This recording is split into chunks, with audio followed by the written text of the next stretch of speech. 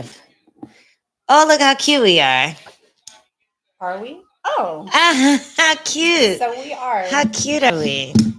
So cute. All right. Locking in.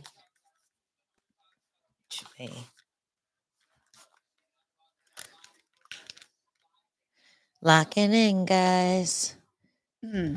We shall see. Yo, sound off if you're here. Sound off if you can hear us, because this is a new thing. Oh, you have to put the comment section up too. Oh, it's not up. That's not it. Oh, don't listen to me. I'm just acting like I know what I'm talking about. Hello. Just for pretends. Just pretensies. You tell me if you can move that closer so you don't have to hunch the whole time. And you might. Oh, that should be good. Yeah? Yeah, it's not tipping? No. Yay! Look at that. And if you want to bring it up, you can try, but move this. Careful with my line. I'll move this just in case. Unexpectedly hearing the video startled me. I don't have the window up. Hi, hello. Hi. What up, Johnny Johnson? Yeah, I was just like, bah, hello. We're here. We're here and we're watching some We're fights. here. And we look cute. You should probably look at us real quick and then go back to the fights. Oops. That over there. Sorry. My headphones. Okay, we're dealing with a new setup. We have cords everywhere, but we also have drinks. So hopefully nothing gets damaged. I'm going to try my best not to move, although I'm a very fidgety person. Oh, man. Have you been watching this Nurmagomedov fight? No.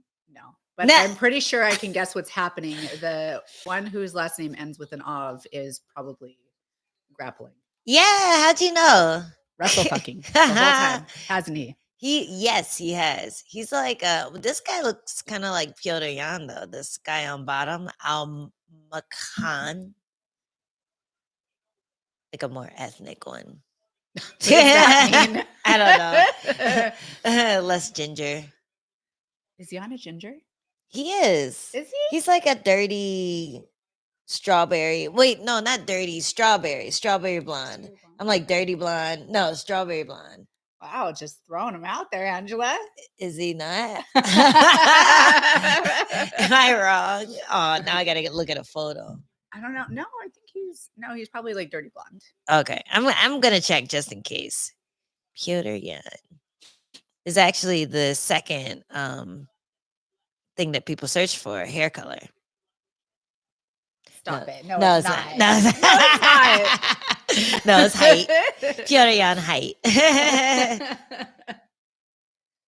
You just said it so convincingly. Oh, I'm gonna drop a bunch of little stats in there for you to figure out. Oh, he's losing his hair. That's why I don't remember. He's kind of brunette. Well, his beard.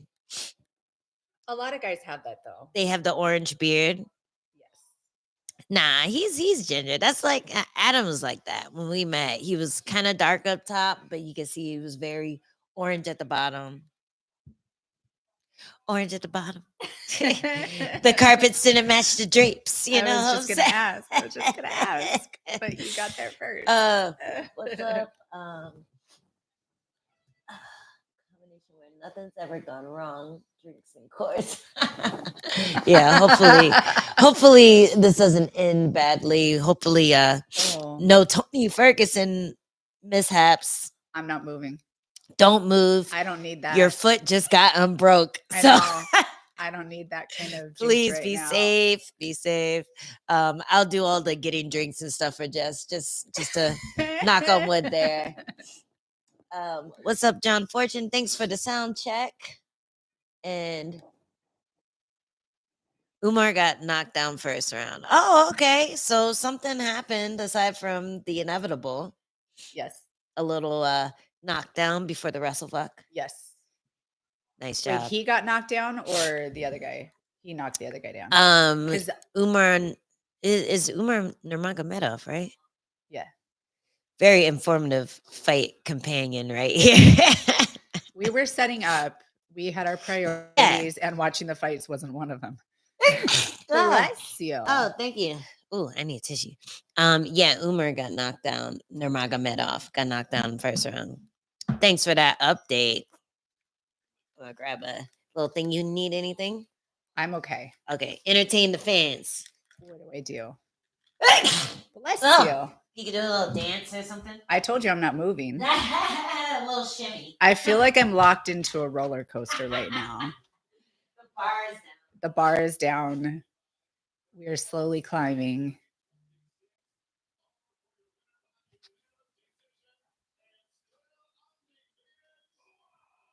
So I have a question for you guys that are watching. Would you rather see a fight like this where it's all grappling, very dominant grappling, and he did a lot of damage and work, or would you rather see a striking match? I personally, I'm a grappler, so I actually don't mind these kind of fights just as long as they're trying to progress and do damage. Sometimes these guys coming in from whoa. Hello.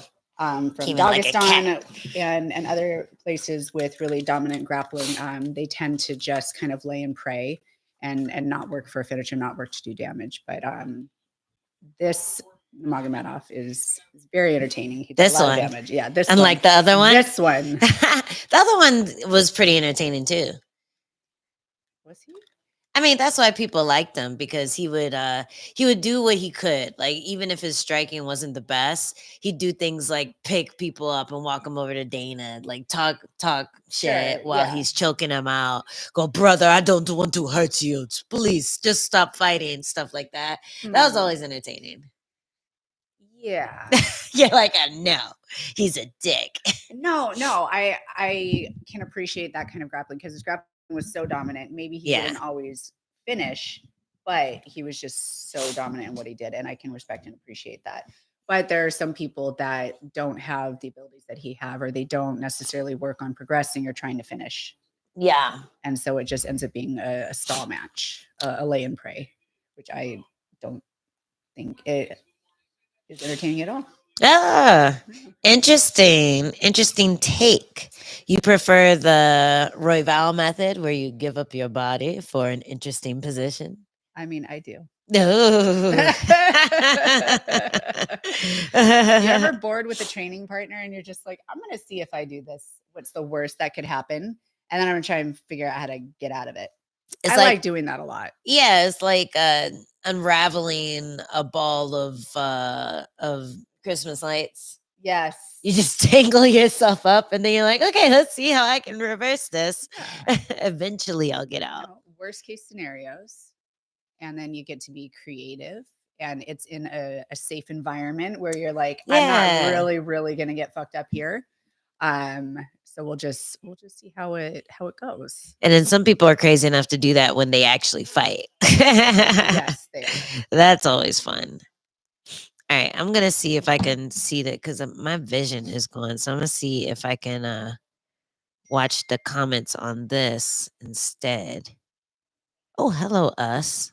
That's weird. Look, hey, cuties. Let me sit back because my head looks huge. It is big, and it looks bigger because I have a very tiny head. You do. I do.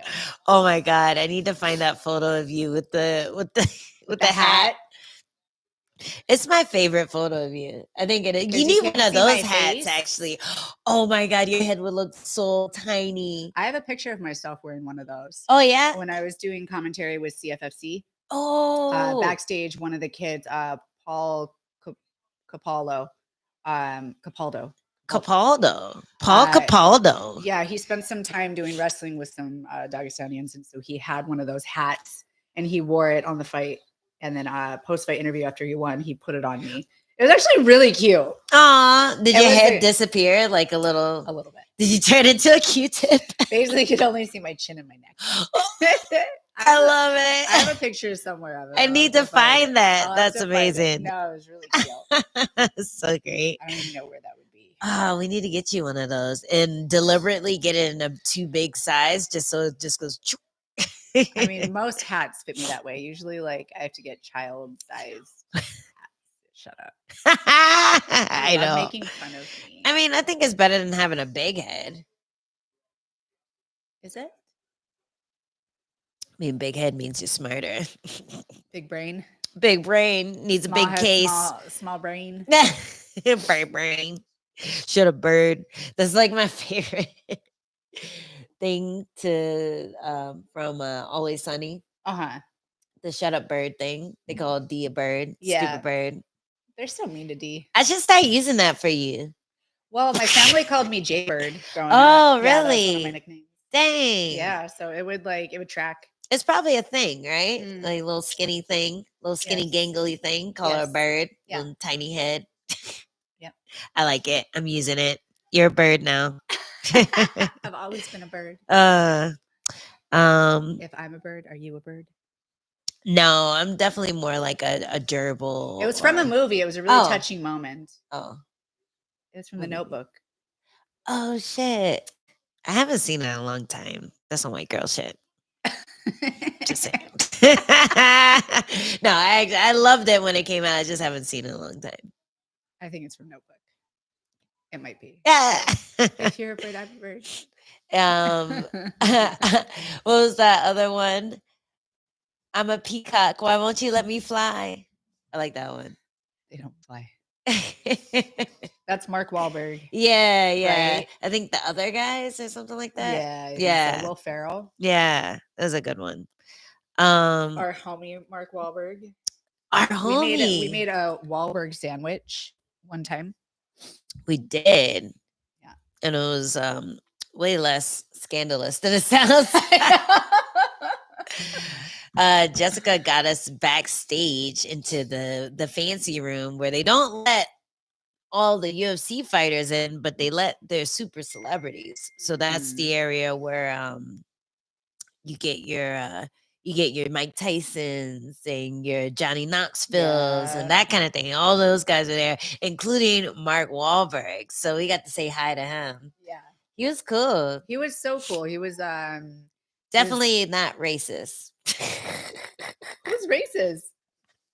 No, it was funny when I posted a picture. People were telling me about some story that happened where he like did something pretty messed up. I can't even remember what it was. I was just like, oh no, never meet your heroes. Let's see. I'm gonna look it up. Yeah, tell me about it. I will. But aside from that, yeah, he did something crazy, but he was chill then. And he was telling us about how he was doing Golden Gloves when he was a kid and that kind of thing. Dang. I can't remember the things specifically, but apparently there's a whole list of them. The suspense is killing me. Tell me. I know. I'm trying to find it. Ooh. These are really bad. I can't talk about this on live. You guys are gonna have to Google it yourself because this is really bad. But yeah. Let us continue. You want to read some? Yeah, I need something. I'm just Googling it, so I'm not sure if this is reputable source, but yeah, this is the first one I saw.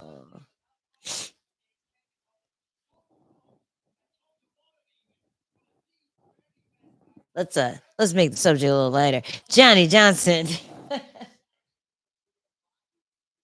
Oh. Johnny Johnson enjoying the striking match right there. Whoa. I know, it's so bad.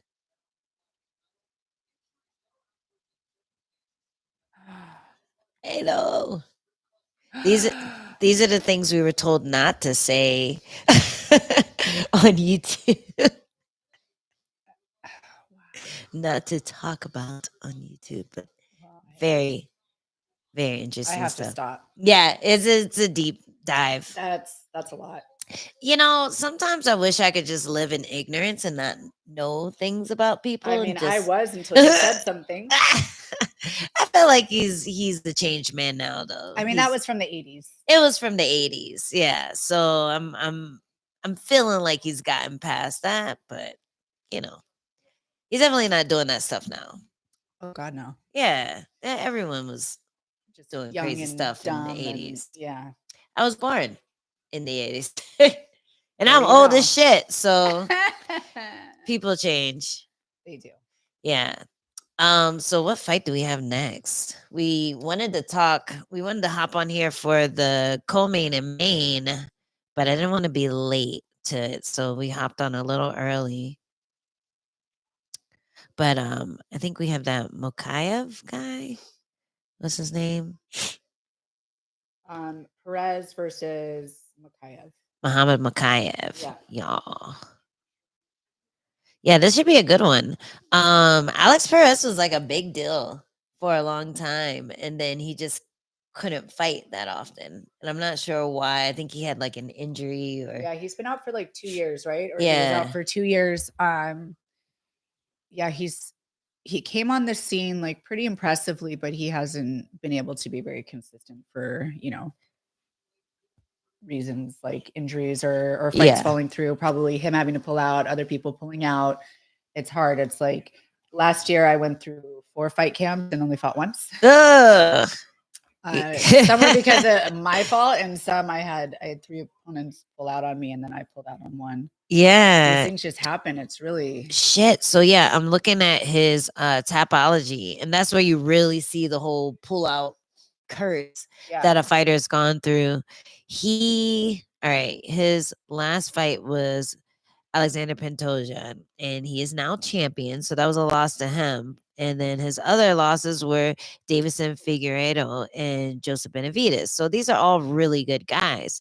But he has a ton of fights.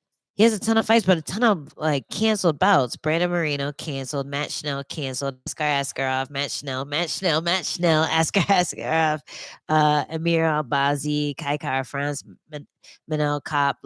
All those were canceled bouts. It's like 8 in a row or something. That's crazy. Wow. And I know like a couple were on him, but I think a couple were on his opponent too. I know Matt Schnell has a hard time making it to the cage sometimes too. He's kind of one of those guys. We just saw him get knocked out pretty badly. He's had a pretty up and down, inconsistent kind of showing too. Yeah.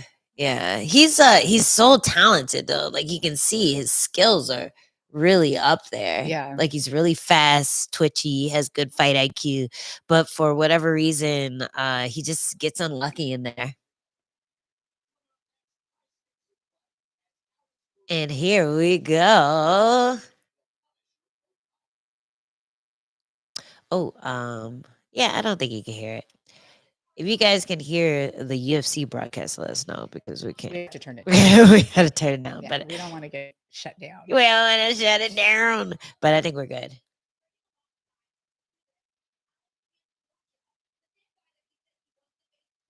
Oh, we got who the fuck are these guys?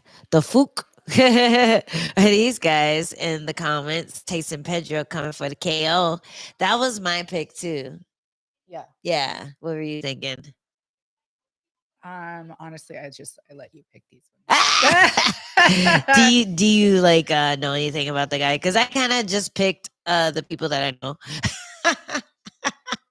I was guilty of that too sometimes. I was like, I know this guy and I know that guy. Name. I'm gonna go for the name that I know. And you know what? I know the people that they're fighting are undefeated, but that just means they haven't been tested yet. Like these Tyson Pedro, Lorenzo Rozenstruik, they've both been tested. Yes. And passed some of those tests and didn't pass some of those tests, but they have been tested. They know what it takes, and I think a lot of times when people are undefeated, a lot of times they just got lucky with matchups, with timing, whatnot, or just not having that higher level of competition yet. Sure. But if you're referring to like the heavyweights specifically, light heavyweights, like those fights, they're sometimes just coin tosses. Like who's gonna hit harder first and who's gonna make him drop. It's one of those things where you can be really, really talented as a heavyweight and you just didn't get off first. Yeah. And then the fight's over. Yeah, I think that's why people are so scared to sign a contract against this Muhammad Makayev guy because as a flyweight, it's really hard to get lucky. Everyone's super technical and just really fast and twitchy, and you can't hold them down. Like they're all just the best in the gym because they're the smallest, so they have to be. And to have somebody that's undefeated as a flyweight, that's pretty impressive. So this is gonna be a tough one for Mr. Alex Perez. Yeah, it's a tough fight to come back to after such a long time. Yeah. It's a really, really tough one because this one, Makayev, he's really well rounded. Yeah.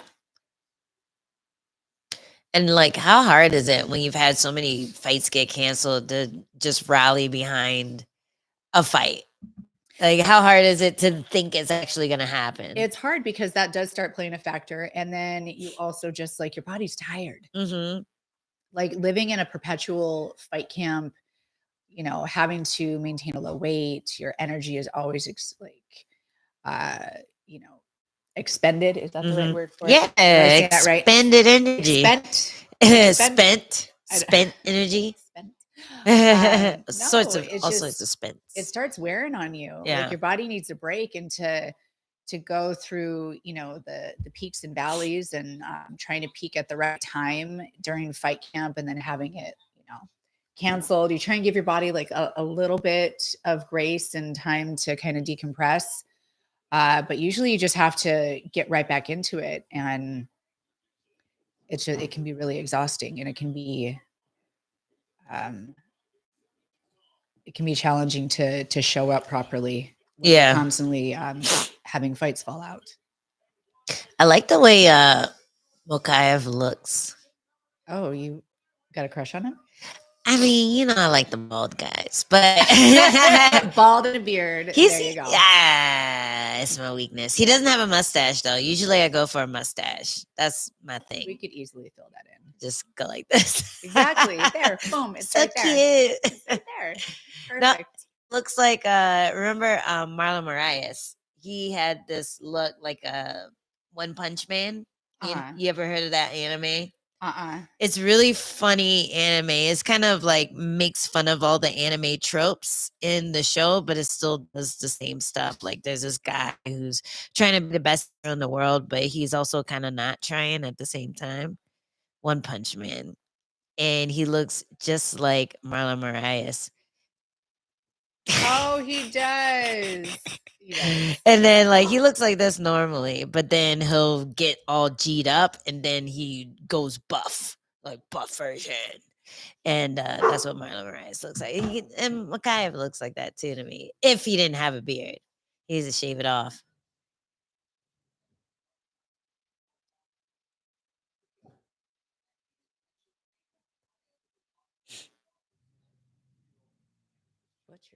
Butcher, why are you so mad? You better hush. Mad. Big mad. Oh, was that an eye poke? I mean, nothing that I saw. I don't know what it was. I know, that was weird. It looked, maybe he poked himself in the eye. Like sometimes he's before. Yeah. I've done that many a times. You throw that jab and then the thumb comes back. Right back. Or sometimes I'll be blocking and then somebody will hit my glove and then it'll hit me. My first black eye I ever got was my own hand getting kicked into my face. And everyone was mad because I went home for Thanksgiving and everyone thought Adam did it. Oh no. He didn't. It was me. I did it to myself. My first black eye that I remember was because my knee went into my eyeball when I was grappling. Yeah. No, it really hurt. So not embarrassing at all. Yeah, no, it really hurt. Dude, Perez is doing good. He's getting charged a little bit, but his defense is real nice. Yeah, and I like the way he has a really nice shell and he fires back. Like as soon as he has an opening, he fires back. Oh. Oh, that was a big knee. Oh. Oh, he's trying to ninja choke. His head is out though. He felt it. That stopped the takedown at least. Sneaky, yeah. Yeah, I love that choke. That's like my new favorite one. I've been trying to hit it on everyone. try it on somebody. Yeah, soon. Oh, Soon. Shoes can't off. wait. Shoes off soon. Like not soon enough. It's not. Oh, nice. Right now. He needs to keep him on the back foot. Like I think that's where he's gonna do his best work. But like that ducking is scaring me. The way he's ducking for the body shots. Nice counter wrestling though. Really nice grappling exchange. Yeah. He's kind of like bending over when he's going for that body shot. I feel like he's gonna bring that leg up, that back leg.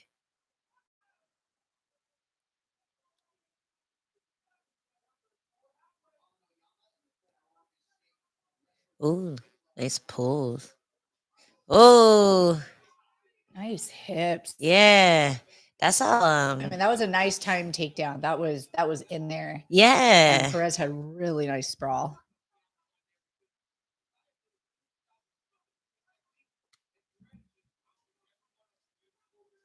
He's really biting on those feints, though, Perez is. Yeah, I feel like Makai was gonna set something big up soon.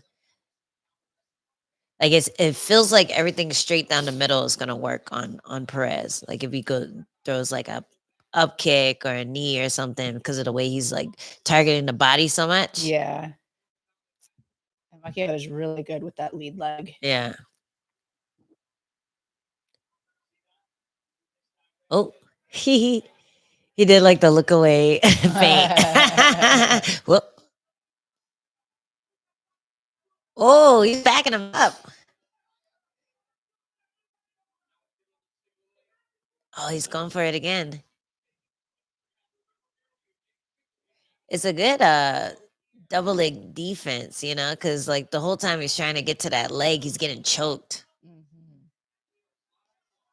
Dang, he's just too persistent with it. Yeah, sometimes if you're going for that choke too hard, you just like you leave your midsection, your legs open. Yeah, you kind of cover them like when you do the takedown drills and you lean over the person. Yeah, so that kind of gives it to him. But he's still fighting it. Yeah. He's not going to let him get it on the stats. Like, no, this isn't a takedown. This doesn't count. Oh. It doesn't count. Still doesn't. Does it? Oh, no. I think it counts. Yeah, no, it does. It counts. Yeah, he got that. He earned that. That was a tough one. Yeah, he should just chill here and just like get his breath back. Punching like that doesn't really take that much out of you. You're just riding him and hitting him like bucking Bronco. He's not really bucking. I know. He needs a buck. Dang. He was doing like I think there's a chance he makes some good adjustments in the second round. Perez? Yeah. Because he so. was backing him up real good. Like I didn't expect to see that. I thought he might have been a little gun shy, maybe a little ring rusty. But he's getting his moments in. I think that's a round for Makayev, but he's definitely getting his moments in. Yeah, Makayev finished strong and he did a little bit more controlling in that one. But yeah, as to what you were saying, Perez is definitely game. He's making it competitive. And he's doing what he needs to do. Yeah. Let's see. I'm trying to look at. Can you read from there? I need glasses.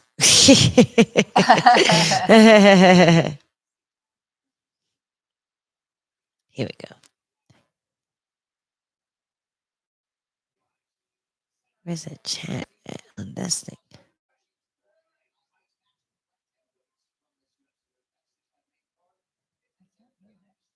Huh? Oh no, this is it. Oh. He was gonna say who? Oh no, where'd it go? Ah, where's the chat at? Oh, they were asking. They thought it was Butcher barking, but they couldn't tell at first. Oh my gosh! How did that happen? What happened? I was looking at the stupid video. Look what you made us miss. Ah, okay, he's good. Almost. I think. I love a broomstick. I wish that guys would just straighten that, like extend that leg and just sit him down. I mean, of course, easier said than done. But the fence is kind of hard though, right? Because they can lean and kind of stay up. Sure.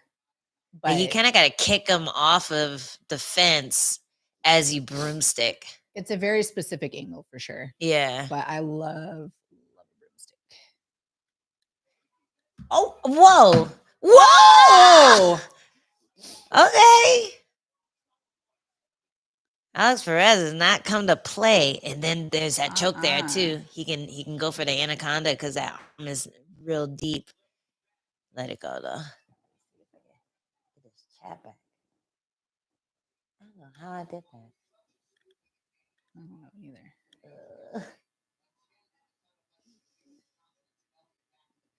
We're never gonna see it again. Oh, fuck! What happened? We can go to the dashboard.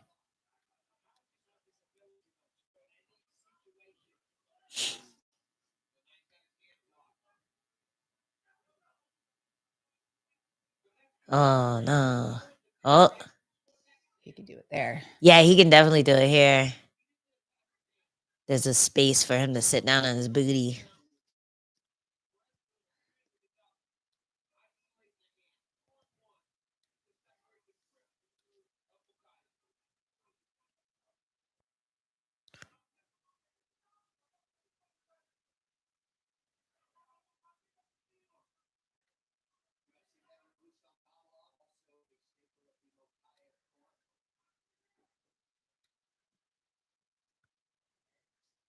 Technology is so stupid.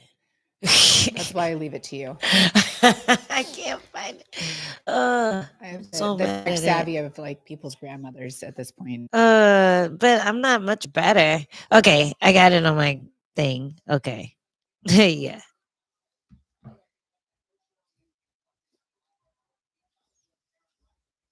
Oh, butcher. Sorry, baby. You can. Yeah, he is going for that choke nonstop.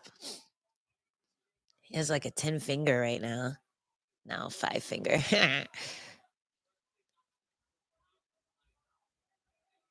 Oh, nice little cradle.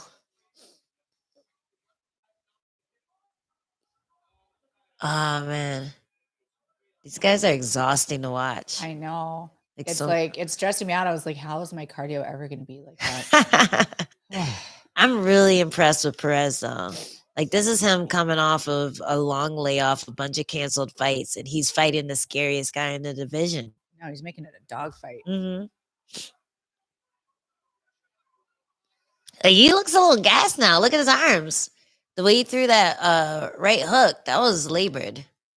I mean, he's been fighting for takedowns, and Perez has been defending him really well. So yeah, my arms would be tired too. Yeah, but this is like a guy who's looked pretty unstoppable up until now.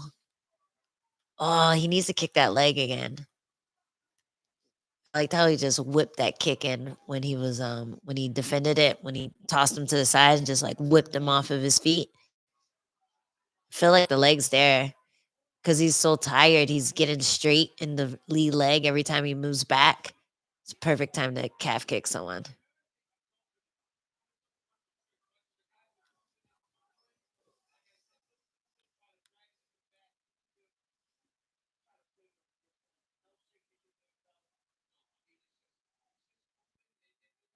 Whoa. Oh. He's I don't know, man. I think he might get that choke. Or maybe something else that comes from that because he's going for it so hard. I want him to just like try for the anaconda. Just like snap him down, keep that hand under the armpit, and then lock it up. Makayev just has really, really good base down there. Yeah, he does. He has to snap him if anything. But yeah, look at how his head just popped out. His neck looks mad strong. Yeah, in order to get that choke, he definitely needs to drag him down. Yeah. That base. Did a little yank, yank, yank. Yes.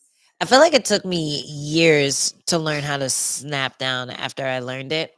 Like I learned it, but I never actually knew how to do it for years. You know what I mean? Like people go snap down, and I think I'm doing it, but it wasn't until recently I actually realized, oh, you mean snap down and then keep snapping down until I get something.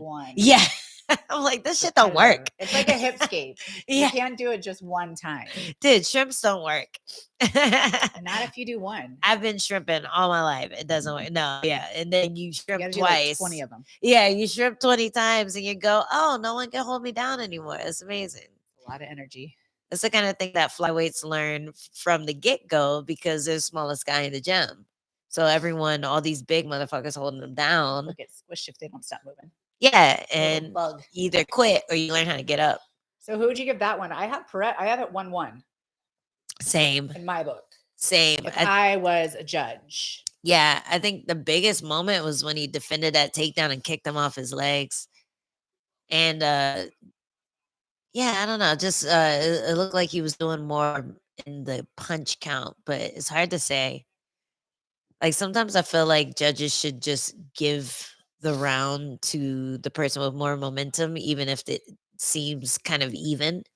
But sometimes judges will just be like, no, he scored more takedowns, so oh, or went for more takedowns, so he gets the round. But yeah, I agree. But then I remember I would get so frustrated watching like who was it? Tyson Griffin and Benson Henderson. Mm. They would win by just being defensive. Yeah.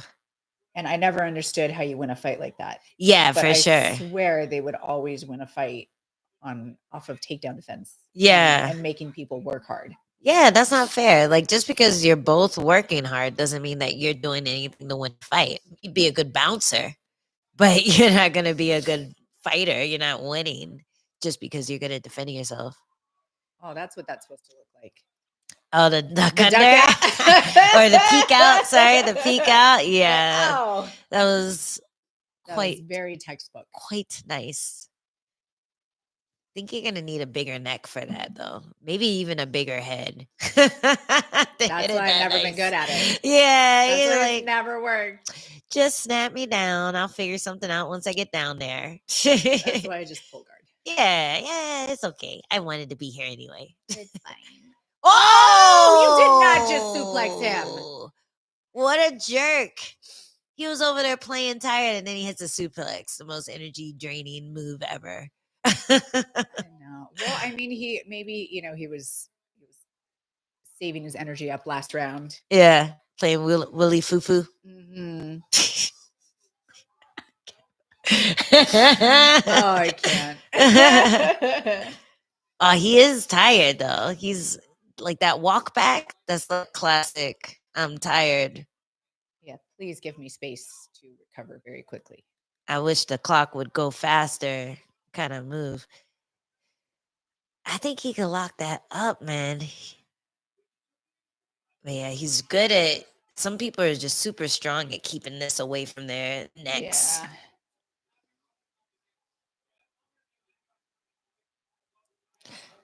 And Perez needs to get busy.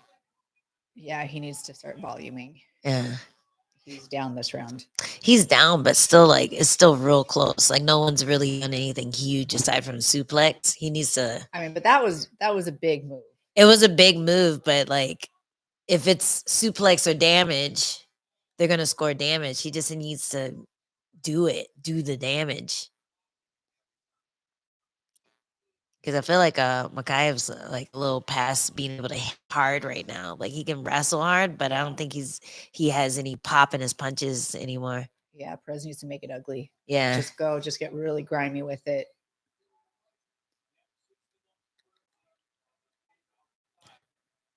Just like that. Like he has these good positions, but he needs to figure out how to score from it. Because it's not staying at the forefront of the judge's mind. Yeah, he's like you're saying, he's just defending. He's not reversing positions because he's not the one starting the takedown, but he'll end up in a good position after it.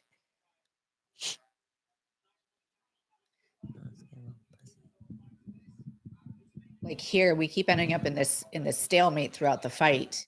And I'd like to see him just try to like he's doing right now. He's just trying to show. It's just a little pitter patter. Yeah. Throw those kicks again.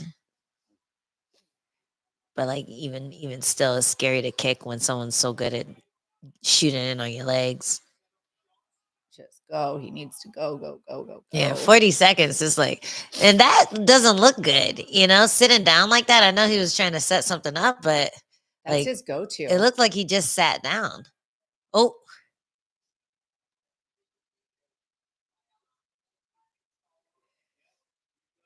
Yeah, I would just be like kneeing him in the ribs. Exactly. Yeah, just doing something. Like, if you want him to stay down in that position, cool. Just start posting up on him and start like kneeing, pitter patter, like anything. Yeah, and lift him and. Oh, don't do that. Careful. Now. Dang. Oof. That's a close one. That was I think they're going to give it to Gaziev. Yeah, I think so. Oof. I mean, that suplex was probably the biggest moment. It was early on, but I just think that's going to stay. Yeah. Like really in the forefront of the judges' minds. Yeah, and he was just on defense the whole round. Like every part of the round, he was on defense, like kind of scoring, but not really. So yeah, that it.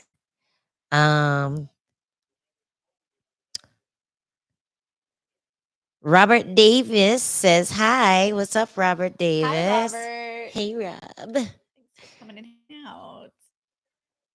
Johnny Johnson asks, how do you feel about the situations with knees to down opponents? Should we just legalize all of it, no matter how much of a fighter is on the ground or not?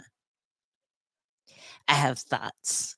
I have thoughts too. Let's put you in those positions and see how much you like getting kneed in the face while you're down. I love the idea of it. I think it'd be great. I feel like it would make people a lot more wary of going for the takedown, because how many times do people end up in shitty takedown positions, and because their knees on the ground, they're okay with staying there. That like typical someone's on your leg trying to like climb up. They have their knees on the ground. You're pushing their head. You should be able to knee them there. I understand why they don't want to allow those kinds of situations, because that is a really damaging. That's like a career-ending kind of position you're putting somebody in. If you get kneed in the head or kicked in the head in such a vulnerable state. Yeah, but I do think people are more open to being in that position because they have this understanding that the person isn't allowed to do it to them.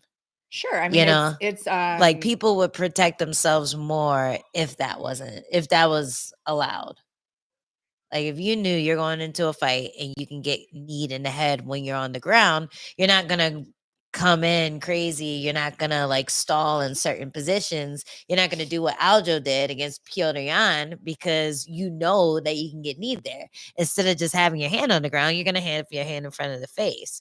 And so I feel like less crazy knockouts will happen than people expect, just because the fighters are prepared for that situation.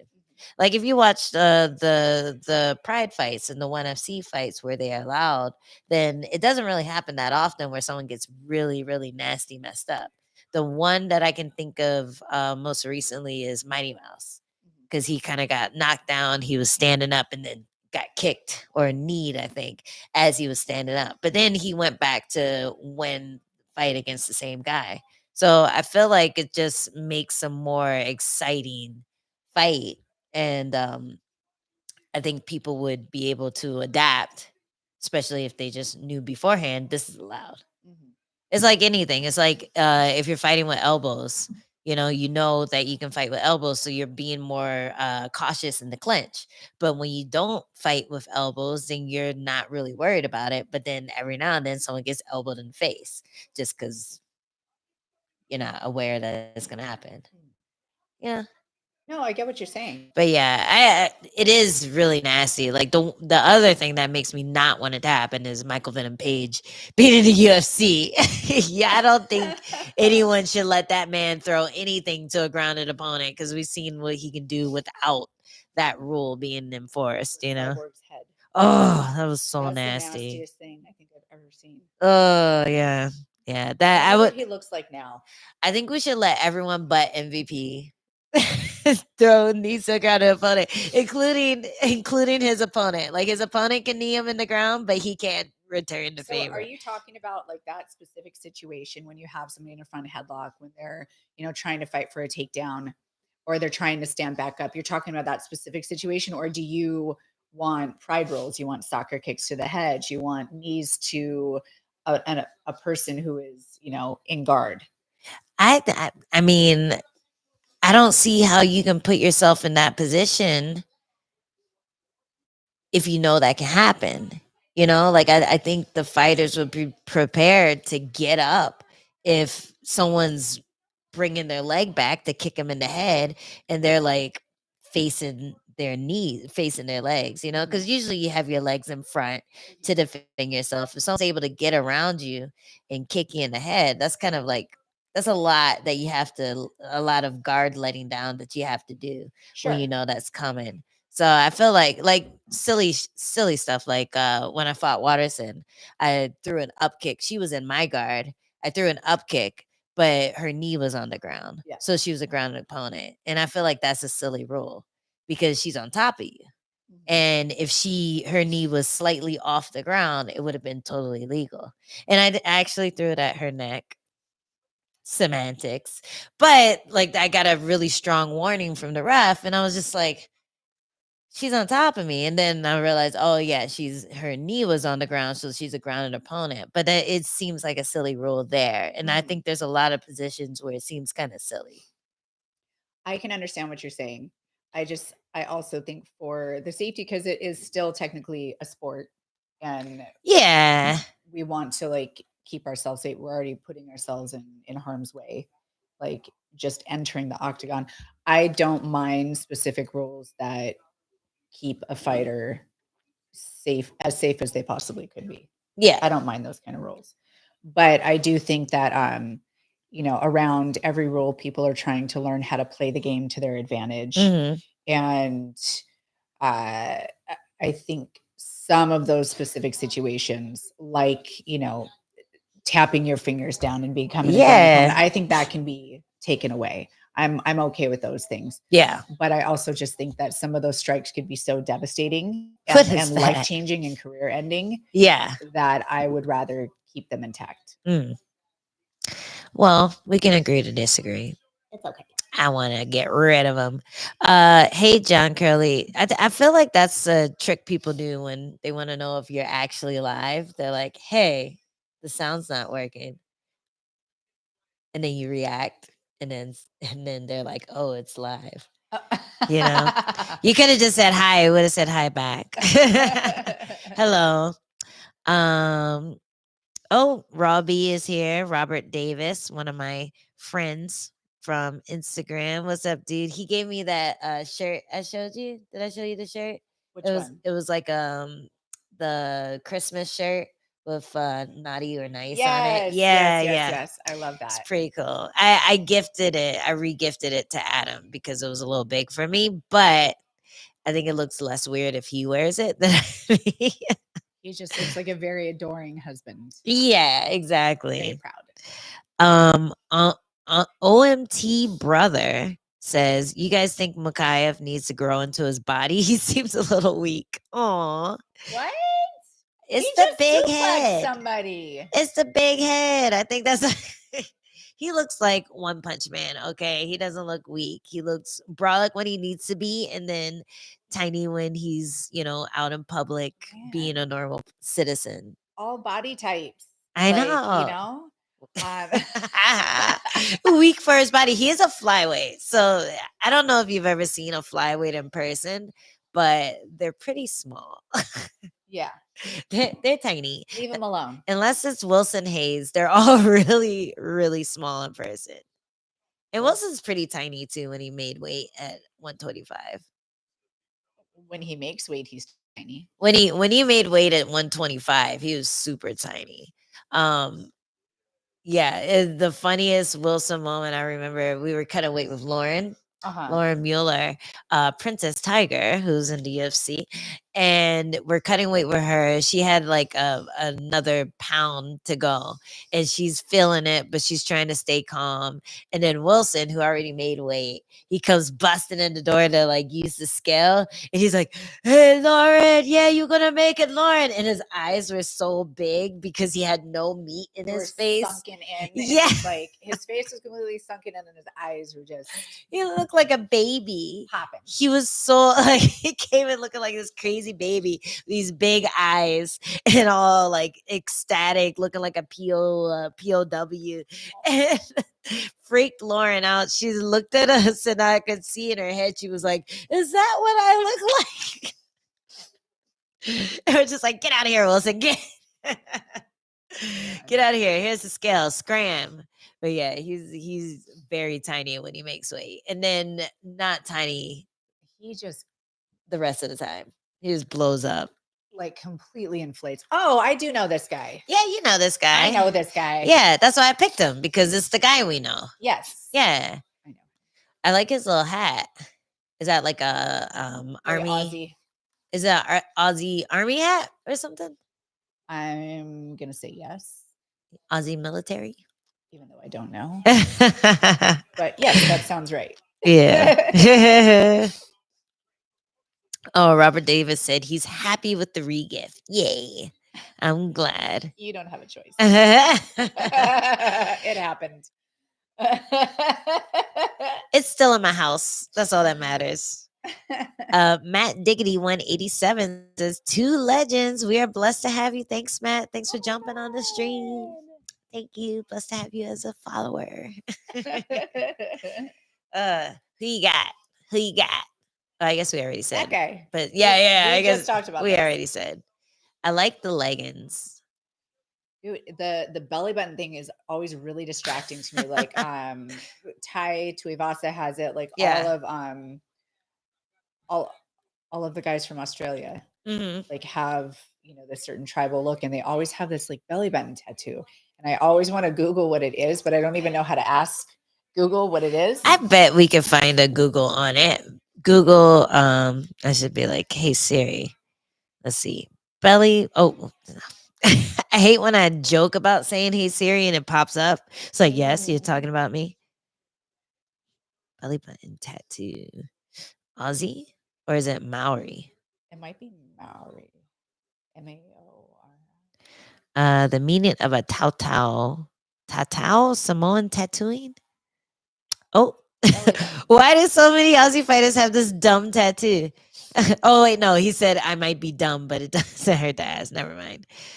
I projected that. That's a pia. It's traditional Samoan tattoo that males get.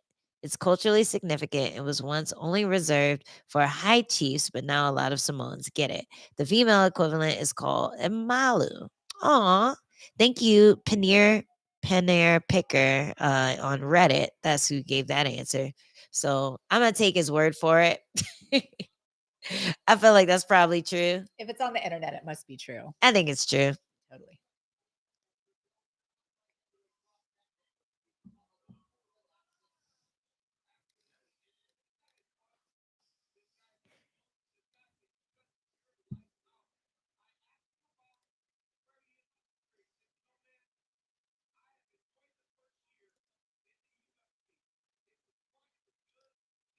I need to go back and see what this guy has done.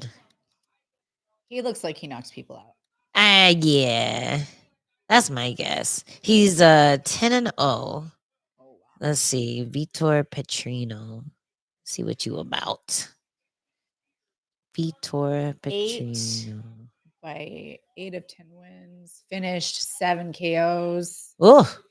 Oh, awarded on the Dana White Contender Series. Oh, why'd you sound so unimpressed? I'm not impressed. Like, oh, Contender Series. He's no tough. I mean, if I was gonna pick, I would pick a tough. All right, so he this is his 1, 2, 3. This is his 4th UFC fight. not including his Contender Series fight. And he has one check hook knockout. That was his last one, and he won via arm triangle. Oh, Jessica would like that. In his one before that. I like a submission. Yeah, you like a submission artist, especially when they're big. She's big on big submission artists. It is cool though. It's cool to see. Like, I was really into watching that. I always fuck up his name, but like Alexei Oyelnik, Oyelnik, Alexei Oyelnik. You don't know what I'm talking about? Nope, the guy who but would if always you get keep saying it. Oyelnik. The guy who got the Ezekiel chokes, he kept getting Ezekiel chokes. It's like, how the hell is this guy getting Ezekiel chokes?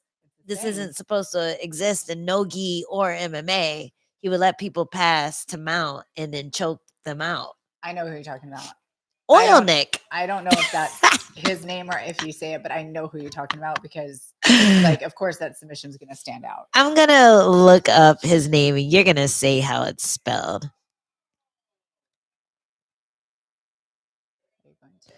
If I can spell it. That is not how you spell it. Here we go. Say that. Olnick. Olnick? Nah, it's like Oilnick or something. There's no vowel next to the O. It's O-L. Olnick. Olnick. Olnick. So the I is silent. So the I is silent. The first I, not the oily Nick. Oily Nick. That's what it is. Figured it out. Thanks for nothing, Jess. Oh my god, it burped. That's great. More wine. More wine for Jessica. Full glass. Robert Davis said, oil neck. Will you ladies be watching the Fight Pass Invitational tomorrow? I won't because maybe I'll watch it at the tournament, but I'm going to be at IBJJF.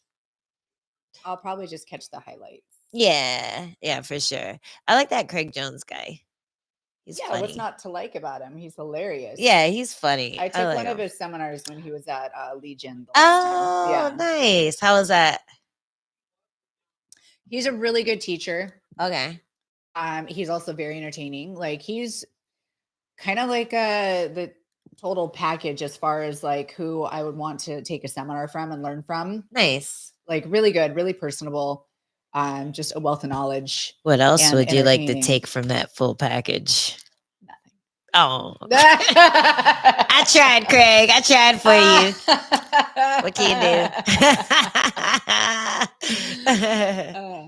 do? This guy got the booty of a knockout artist. That's what I'm saying. Yeah. Oh, man. And those yellow shorts, too. That is a knockout booty. Nice leg kicks, though. That's why the Australian fighters are so cool because none of them really have that knockout booty, but they all knock people out.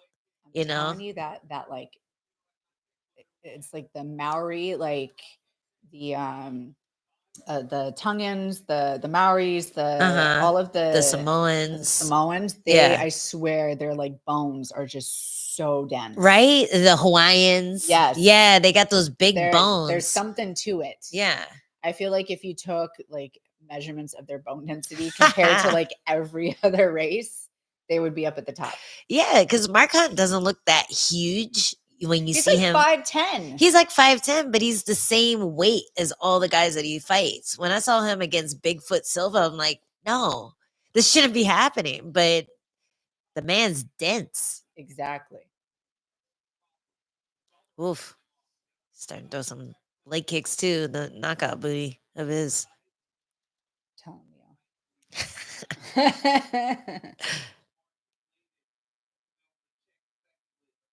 It's really nice boxing.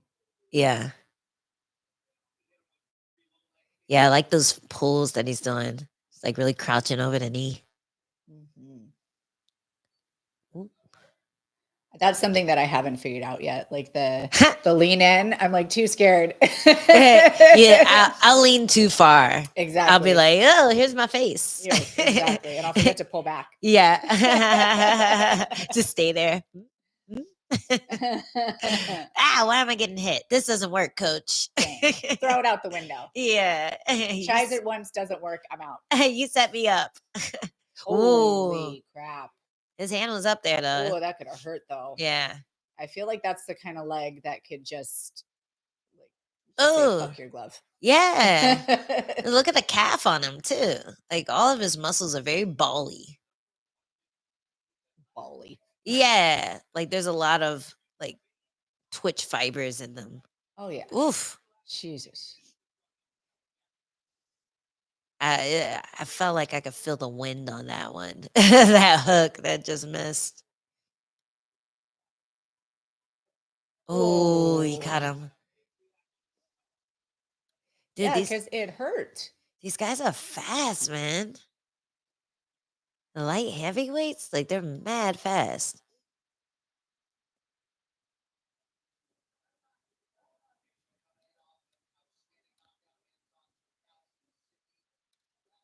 Oh, God.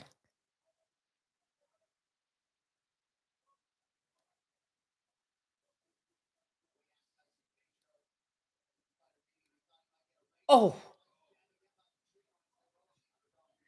Oh, someone said OVP. Has a booty. Yes, yes, I know. Or OSP. He does have that knockout booty, and he has great chokes. Yeah, it's the Von Prue choke.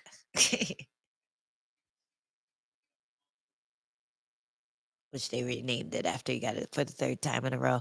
Ooh, nice. As they should. Yeah, they should. Like who's Von Flu? Who's that guy? Oh, where is he now? Who, Von Flu? Yeah. Is that like actually a guy? I just assume every move is named after someone, but I don't know who. No, exactly. he like what was he? He was on The Ultimate Fighter. Oh, really? Von Flu, yeah. No way. And he hit that choke I think at least once or twice. Let me look I think up. he hit it. It was the first time somebody had seen it in the UFC, so they coined it after him. Oh, no way. Jason Von Flu. Yeah. Okay. I see it like when I learned like the Granby role, and then I learned it was from this family of wrestlers, I just assumed that it's not about MMA. It's just a thing that some grapplers created. You know what I mean? Yeah. The Gracie role. I don't know. Oh no, Marcelo Team, stuff like that. That's cool. I'm happy that it's from MMA. That makes me a lot more happy for our sport.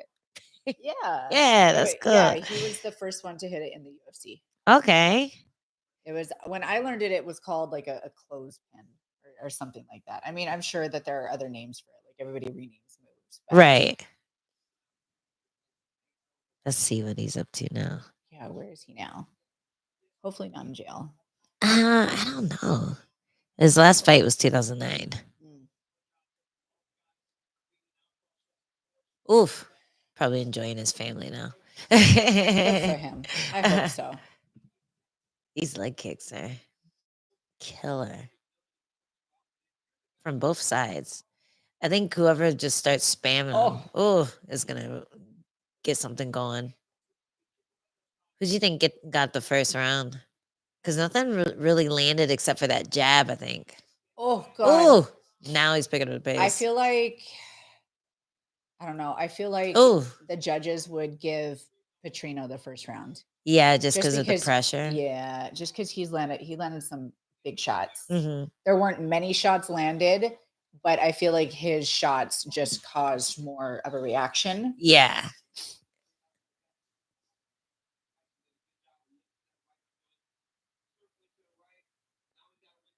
Oh, no.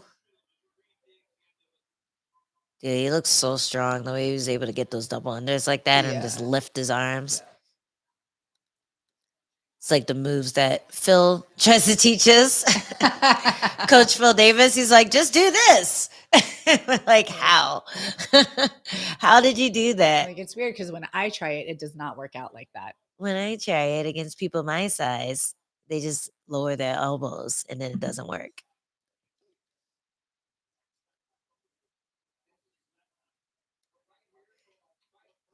Oh, they get quick with the warnings now for stalling. You call it stalling. I call it working. Yeah, like there's stuff happening right there.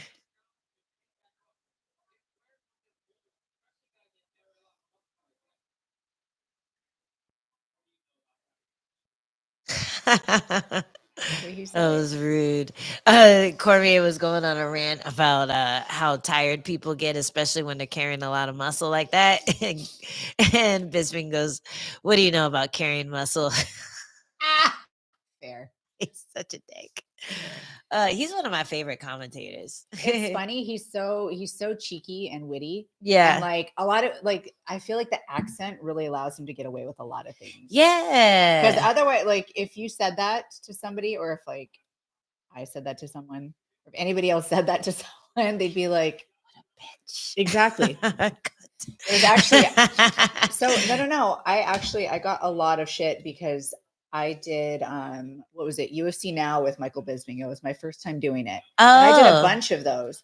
And he's pretty cheeky, and I like gave it back to him. Uh-huh. And I got so much hate in the comments saying that I was triggered by men, I'm an angry woman, I'm all these things. I was like, wow, I was trying to like I was matching the energy. Yeah. But it was seen like he was funny. I was not.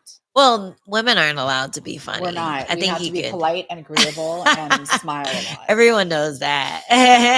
We're It's definitely like, not allowed. wow. And I still get comments to this day about that. Dang. Yeah. That's crazy. Yeah. That's so nuts. Yeah. But I'm convinced it's the accent. Well, you got to learn how to toe the line of like bitchiness or not bitchiness, but just being funny and being funny for a girl, because there's a lot of things that we can't get away with. I've learned that on the fly. I've learned things the hard way. It's funny when I was at the poker tournament, in Vegas a few weeks ago, I was trying to like heckle the ball players, the other people at the table. Yeah. And there was baseball, football. There was a gamer. There was another pro poker player.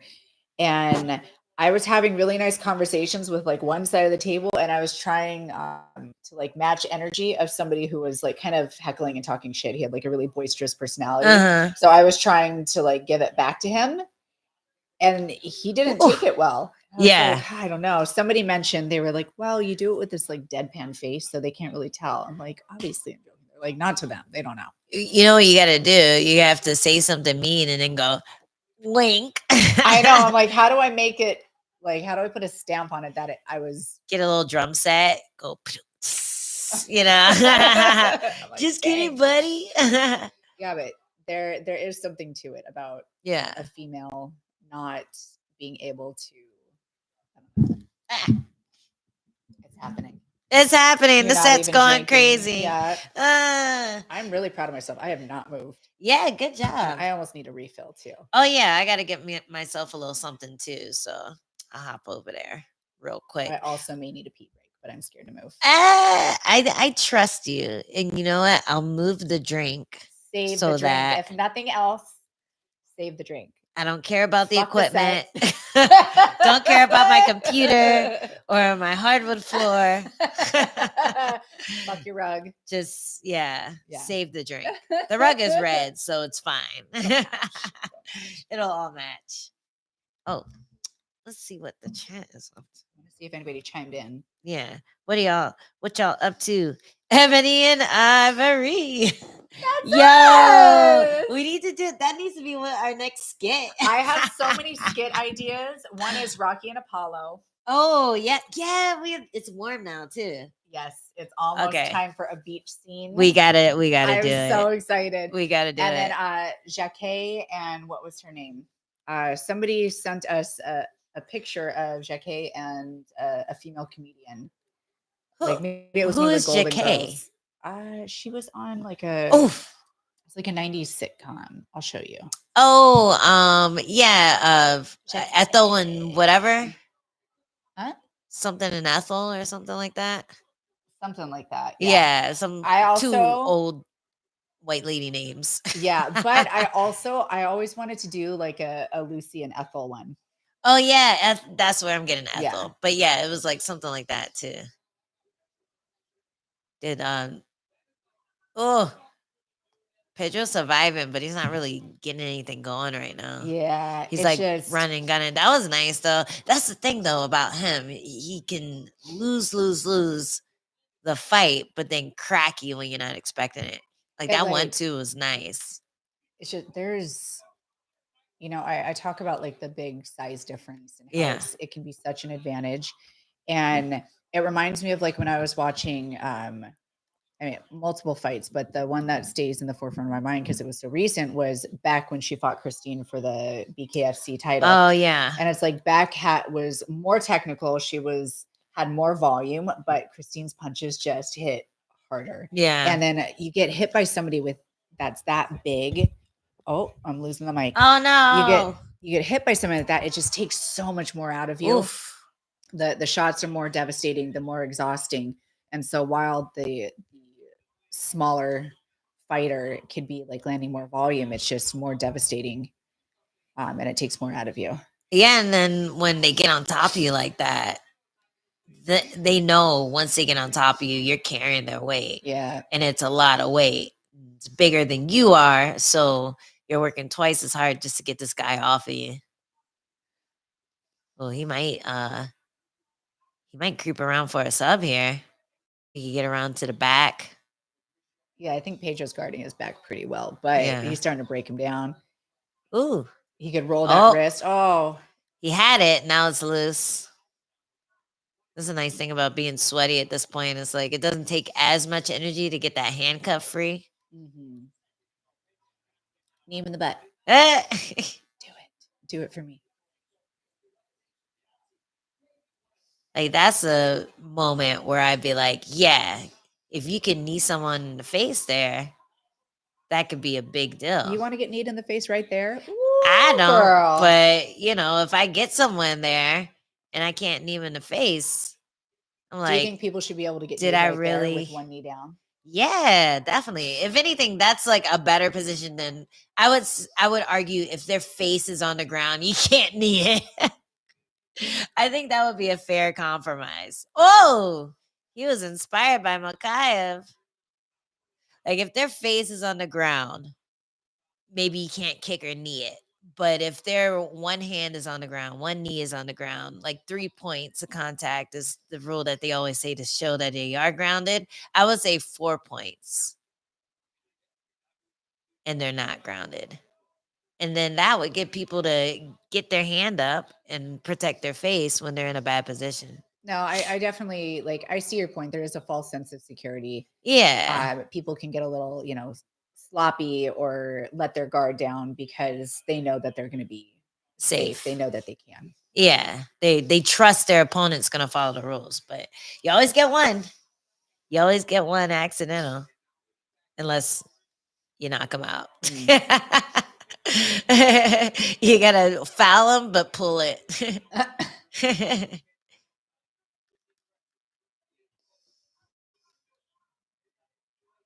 Oh, he's going for it. I don't think he'll be able to get the sub, but definitely made it a super clear round. Yeah. Because that first round was close, even though I think he probably got all 3. Yeah, he's done a good job just securing it. Yeah, I mean, I think this was definitely a unanimous decision. Rob Dog said you could do that in Risen. Career goals. Yeah, I'd love to fight out there. It's actually one of my bucket list things that you already got to do is fight in Japan. That would be awesome. I really love to fight out there. I've been to Japan a couple times, and that's where I met my husband. So I have a lot of nostalgic memories out there, and would love to fight out there because I wasn't even an athlete yet. I was just a skinny, fat art student. Ooh, those jabs. Dude, he was finding the mark there. This guy's good, man. All right. Well, I think that's one of our dual bits picks that did not work. Yeah, we're racking them up. Well, you know what? I always say when I do picks, bet against me because I'm pretty consistent in getting them wrong. And that's why I never pick on my friends, anyone that I know, because I don't want to give them the bad mojo that I give these poor people that I pick to be a winner.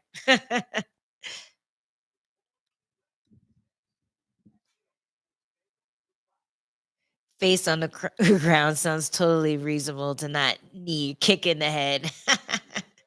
I feel like that's all right. I feel like that's a safe thing to do. Good compromise to make if California has trouble bringing that rule to fruition, the grounded opponent rule. Who are you texting? No Give way. me this. Who are you talking to? Taking your phone away. I was trying to look at the Instagram.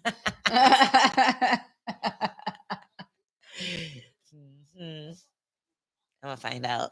And I'm gonna out I wasn't them. texting anyone. Hey baby. What are you No. wearing? You can see it on my YouTube. All right. On that note, I'm gonna run and get a drink. You keep the fans entertained. Okay, but hurry back because I gotta go. Yes. Oh my god, and you're bringing me back wine? Oh, perhaps. Oh my god. Don't. Whoa, I feel someone moving. Oh my god. She's literally crawling across the couch. She just stepped on Butcher. He's very upset. He's looking back and forth.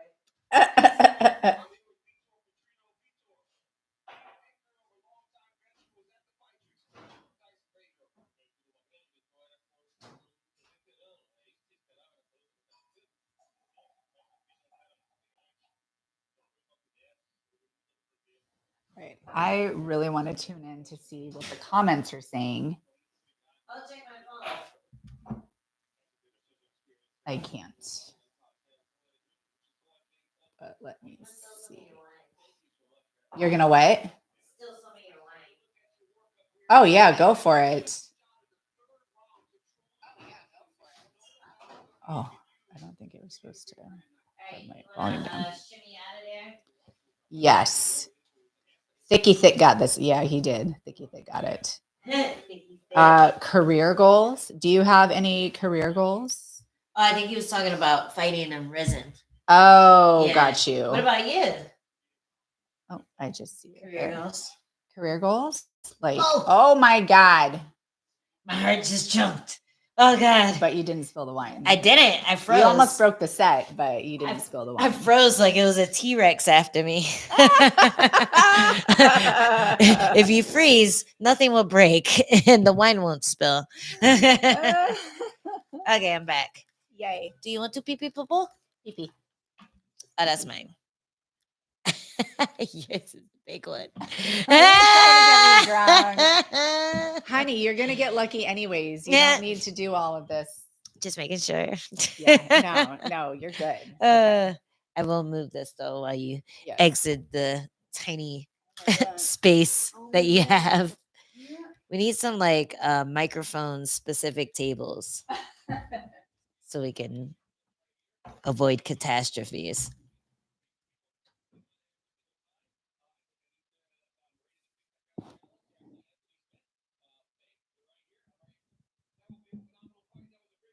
One day I want to have a translator. I never get a translator. Maybe I got one for Brazil. I don't think so. I don't remember. What's up, the great benefactor?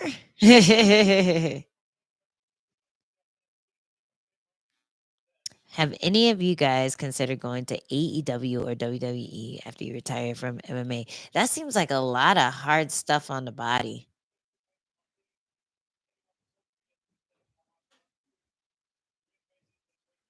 Oh no. Is he done?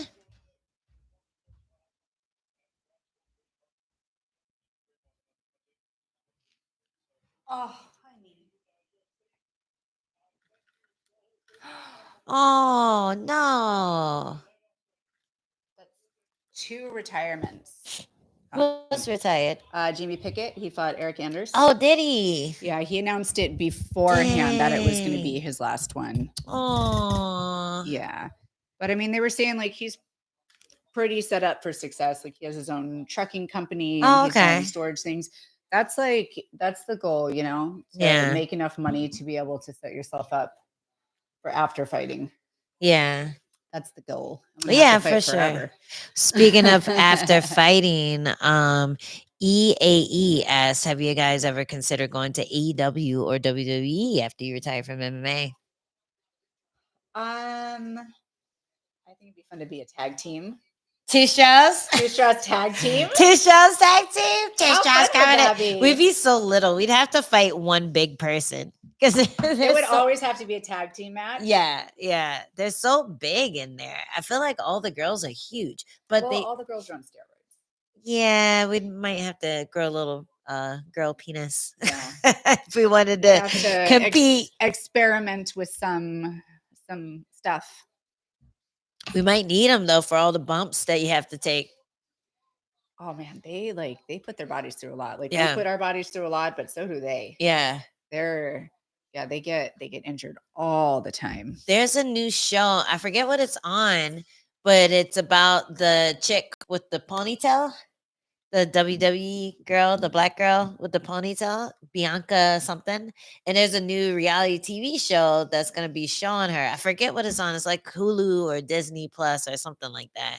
I'm like, oh, this looks fun. Like this might get me into pro wrestling because it kind of shows the whole like lifestyle and what they actually have to do to be a pro wrestler and that kind of thing. I feel like it's really similar to us. Like when I watched what was the name of that Netflix show, Glow? Yeah, I never watched it. You never watched Glow? I watched. You're crazy. You gotta watch it. No, I don't even think I've actually heard of it. Wait, is that the name of it? It's the one with the pro wrestlers? Yeah, I never watched the female pro wrestlers? No, I watched the Divas. I saw a few episodes of that. I can't believe you never watched it. Sorry. You never watched this? It was so good. No. Oh my God, you gotta watch it. Someone I would actually like too. You would love it. It's so 80s. It's so like cute. And then it kind of shows the whole camp of like the women getting ready to put on these like pro wrestling shows. And it's so similar to like our girls group, you know, like so many, like the inner struggles and people not wanting to train or people like, you know, trying to take initiative and then getting shot down and like, just, it's just really relatable. Okay. You would love it.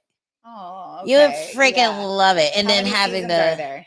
I don't remember, like 2 or 3, but yeah, you just get into it because like the whole like building a personality for yourself is like how we get pretty much forced to build a brand. Like I didn't have an Instagram before I got on Tough, you know, like it's so funny. Yeah, I wasn't into it. Look at you now. Look at me now, Instagram extraordinaire. And on TikTok. Oof. I'm way too old to be on TikTok, but I'm there. Oh my God. I'm so Follow mad that me, kiddos. I'm so mad that I'm there. I have like 100 followers. I'm like, what am I doing? They love you. Your 100 followers love you. They do. They're liking every video that you post. I appreciate it. Do you think Cheeto is being overlooked heading into the title fight next week? Cheeto? Yeah. I think he's getting overlooked or maybe. I don't know. It's crazy because he won that fight. Yeah, he literally won. He won. Yeah. Decisively. Mm-hmm. And yeah, I think I think they wanted him to have this fight because it gives Sean an opportunity for redemption and it makes a good story. And I feel like they're kind of banking on O'Malley winning.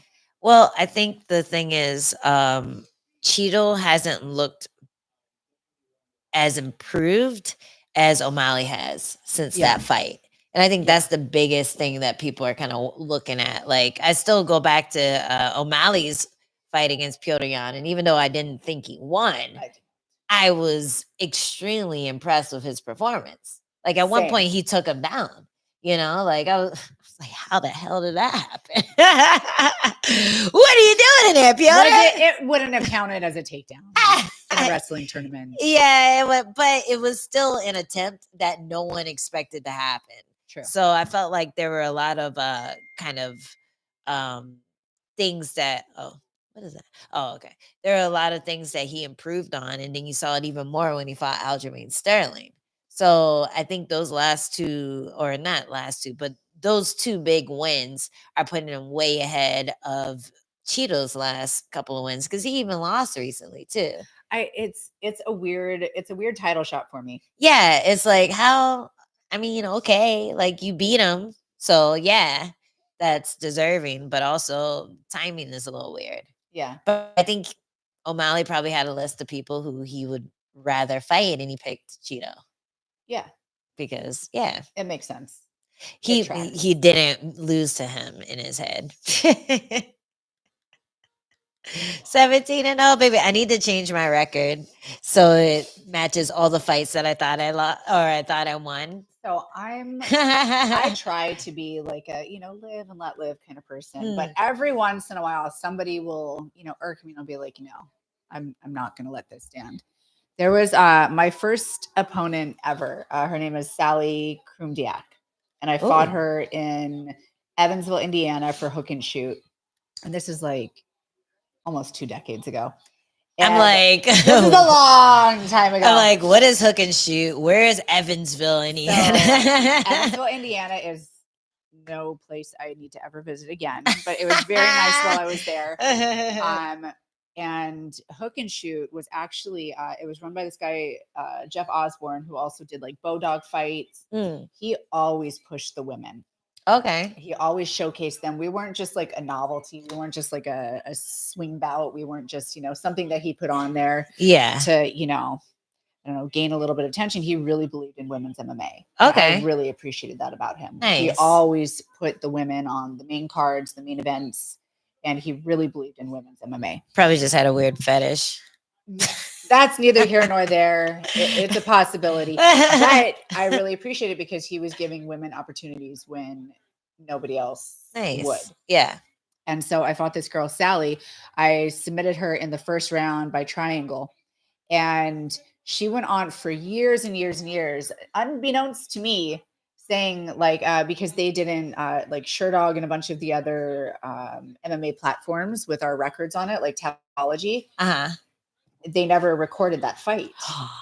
So she was going around saying she was undefeated. I'm like, how many fights did she have? She had like 10. It was like she was.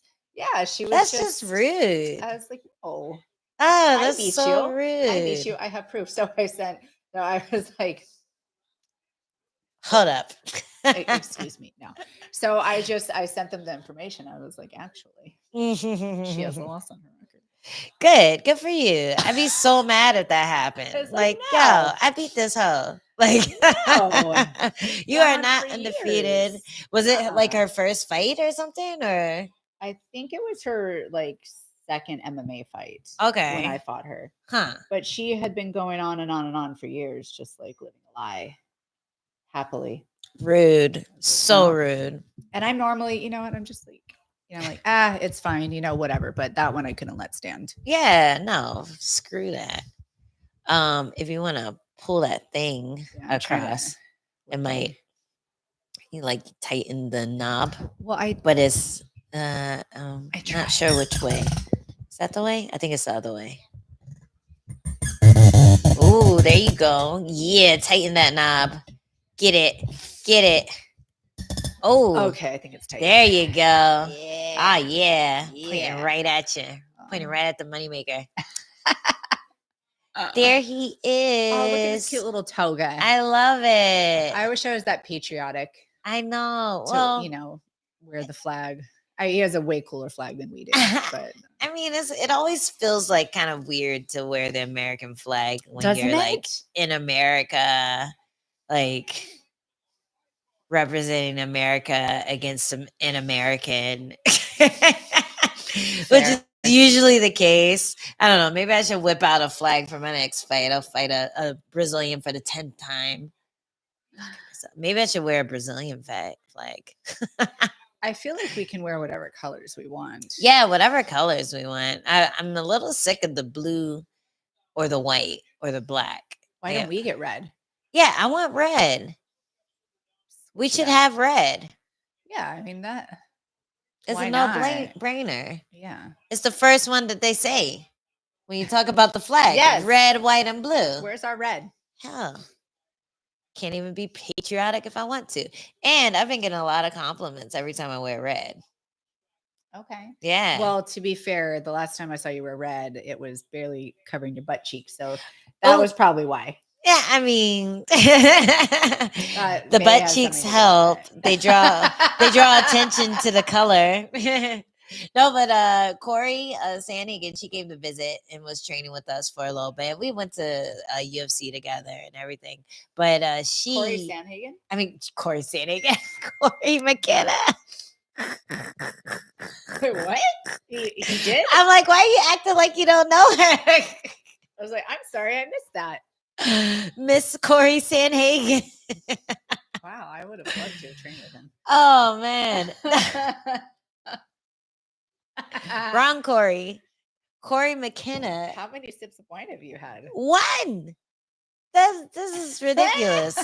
Sorry, Corey. I know you're not listening, but if you are, I apologize. I apologize. Corey McKenna gave me a little Welsh grappling outfit. It was like a rash guard with the Welsh flag on the back and then some nice red pants to match. So it looked like a little red Power Ranger. Yeah. But Swedish fish. Yeah, a little Swedish fish. That's exactly what I look like. So like I got a lot of people messaging me saying, yo, red's your color. And I'm like, maybe I gotta fight in red next. I think you should. I think I should. And I'll still represent America for all you weirdos out there who get weird about it, but I think I'll wear red. Do it. Yeah. Let's do it. I want to see blood. I want to see somebody else's blood. What's everyone? Hey. Our catchphrase. We need to make a shirt. I know, right? Kaiju so shingeki. Wonder where you're from. Just kidding. No. Drago wore red. And if they die, they die. I think I'm going to try to do that. I just have to, I don't know. I get weird about the fact that they make you pick a country where there's red in the flag for the fight kits. Like they're like, you can represent America, but you have to pick a country that has red in the flag. That's not America. And it's just really strange the way that whole setup is. Yeah. It don't make any sense. It doesn't. It doesn't. And then like when they gave me the list of countries, I got real weird about which one to pick. And so I just said, never mind. But this time I think I'm going to do it. I'm just going to pick a country at random and then say, let's go.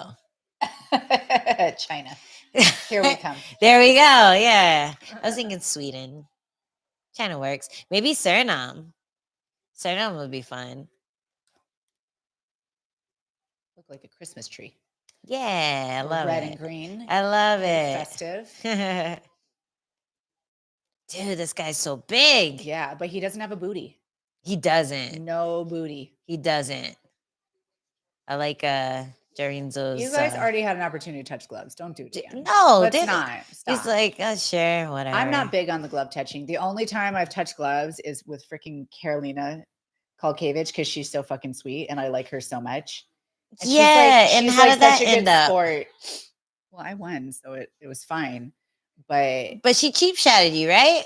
No, she didn't. Oh, no. Okay. I thought there was a cheap shot for some reason.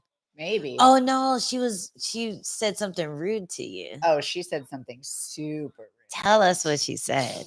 It's old now. It's cool. Oh no, I still love her, but I was like, yeah, fuck you up for that comment, you little cunt. How you say cunt in Polish? Ooh, nice. Oh my Nice God. little inside punch, but was that a check hook afterwards? Oh, these big boys.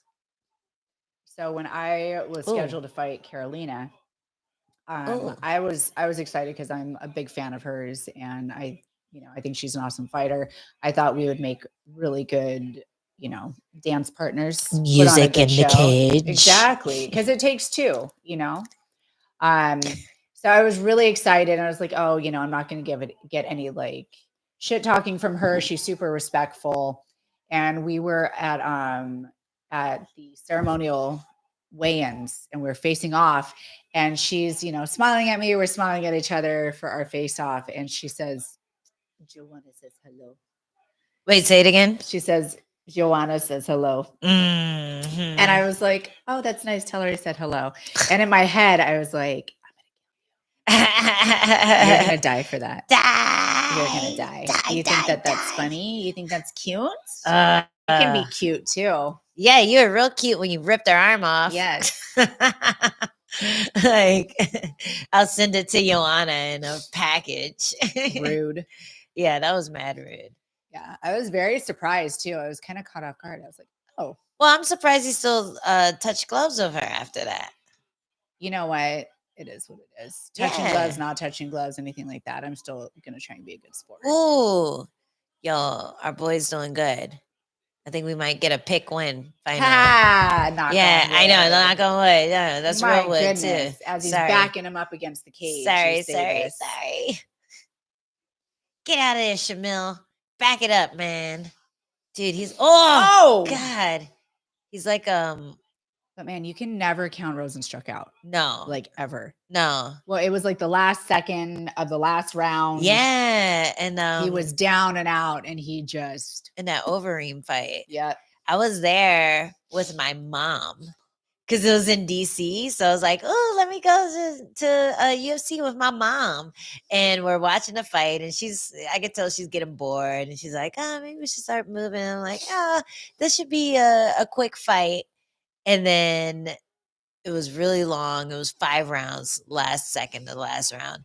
We're like, why did they stop it? That's weird that they stopped it so fast. And then they showed his face on the big screen, and I was like, oh my God. Yeah. And it was crazy because Overeem had just he really reinvented himself. Mm-hmm. And he was, showing a whole bunch of new tools in his tool belt, and he had a really good strategy. Yeah. And it bummed me out. I have no emotional investment in that fight whatsoever, but I was really bummed for him because I saw all the work he had put in, and, it's so dangerous being a heavyweight. Mm-hmm. Like fighting is a hazard in itself, but heavyweights are just, I feel like they have a lot of shortened lives. They do. I always say I couldn't be the wife of a heavyweight. Oh my God. I would have so much anxiety, so much stress. He's cheating. Look at those fingers in the cage. Ah. Sneaky Shamil. Yeah, yeah, I just remember it looked like someone stuck a grenade in Overeem's mouth when they showed that picture. It was so nasty. It looked like a zombie makeup job or something. It was pretty unreal. So he's just tiring him out here, making him work for that takedown. He'll be fine. He has 40 seconds. Look at his half guards open. Yeah, he's chilling. He's just gonna keep the posture down and make Shamil work by punching him. So is this guy like a grappler, you think? He has a lot of KOs on his record, but it looks like he's a grappler, definitely. Or a better grappler than Rozenstruik. Oh no. To be fair. I mean, maybe here. One takedown doesn't mean the world of his grappling game. Oh, okay. It's like when a big guy postures up like that, I'm just like. And he sat up, and I was like, oh. It's like when you see King Kong just raise the fist, a building's about to come down. Oh yeah. Yeah, John Curley said, "Don't jinx him." Sorry, John. That's what I'm trying not to. John, I'm trying not to. I get so excited talk to your girl. I'm sorry. I get so excited, and I'm like, please let what I want to happen.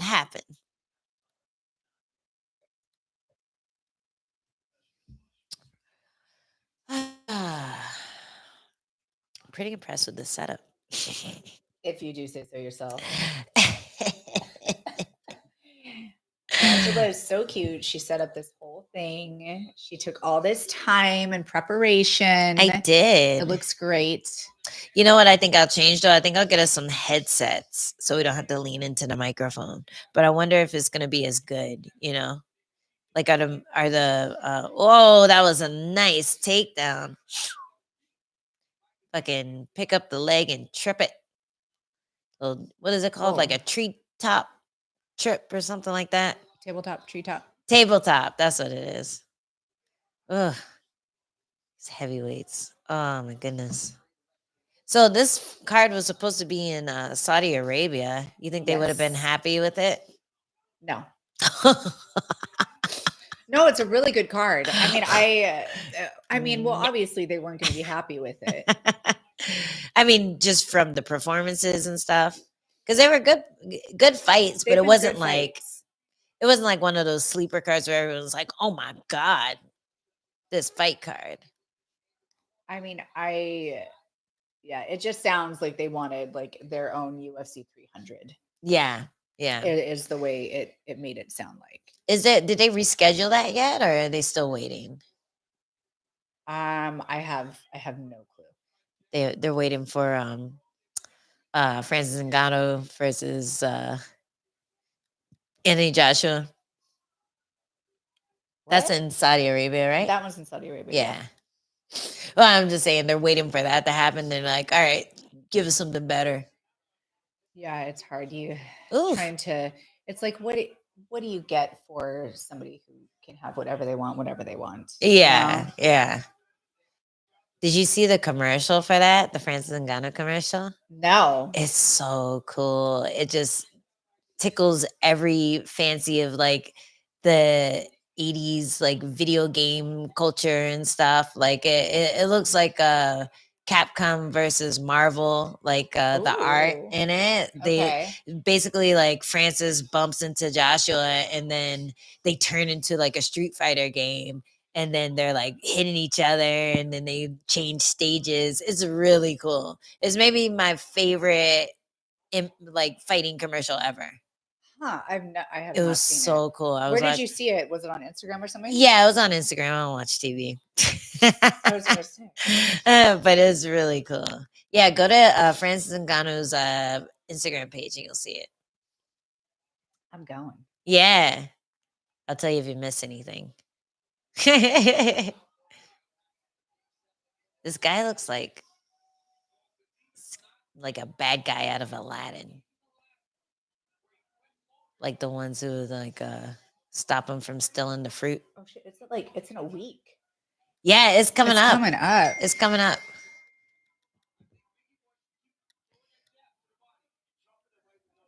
EAE said he typed in Francis Joshua anime in YouTube and found it. I'm watching it right now. I wonder if they were actually. Oh, that's weird that happened. I wonder if they were actually like jumped off you. Oh, in front of each other. It's all green screen, so they probably just had to.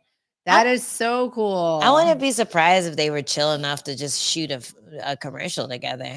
That's what I'm wondering. Because Francis is just so sweet, and like I've met him a few times, and he's just so sweet and humble and respectable, and he kind of has that, you know, when you get those quiet big guys where they're very conscious of how big and scary they look, so they try extra hard not to be intimidating. Yeah, he's that type of person, like a gentle giant. Oh, sure. You know who I like? I saw Anthony Joshua fight Usyk. I think that was the first time that I actually watched his fight live. And man, I was not a fan. Why? Because it was like post-fight interview, and then I watched him again after he fought, and he seems like kind of a diva. Oh, really? Kind of a brat. What was divish about him? He just seemed like a poor sport. Huh. And he seemed like he was like. Did he lose that fight, or was he just mad about stuff happening that happened? I think it was that. It was just, there was no sense of like responsibility. There's no sportsmanship. I just remember being like disappointed. Gonna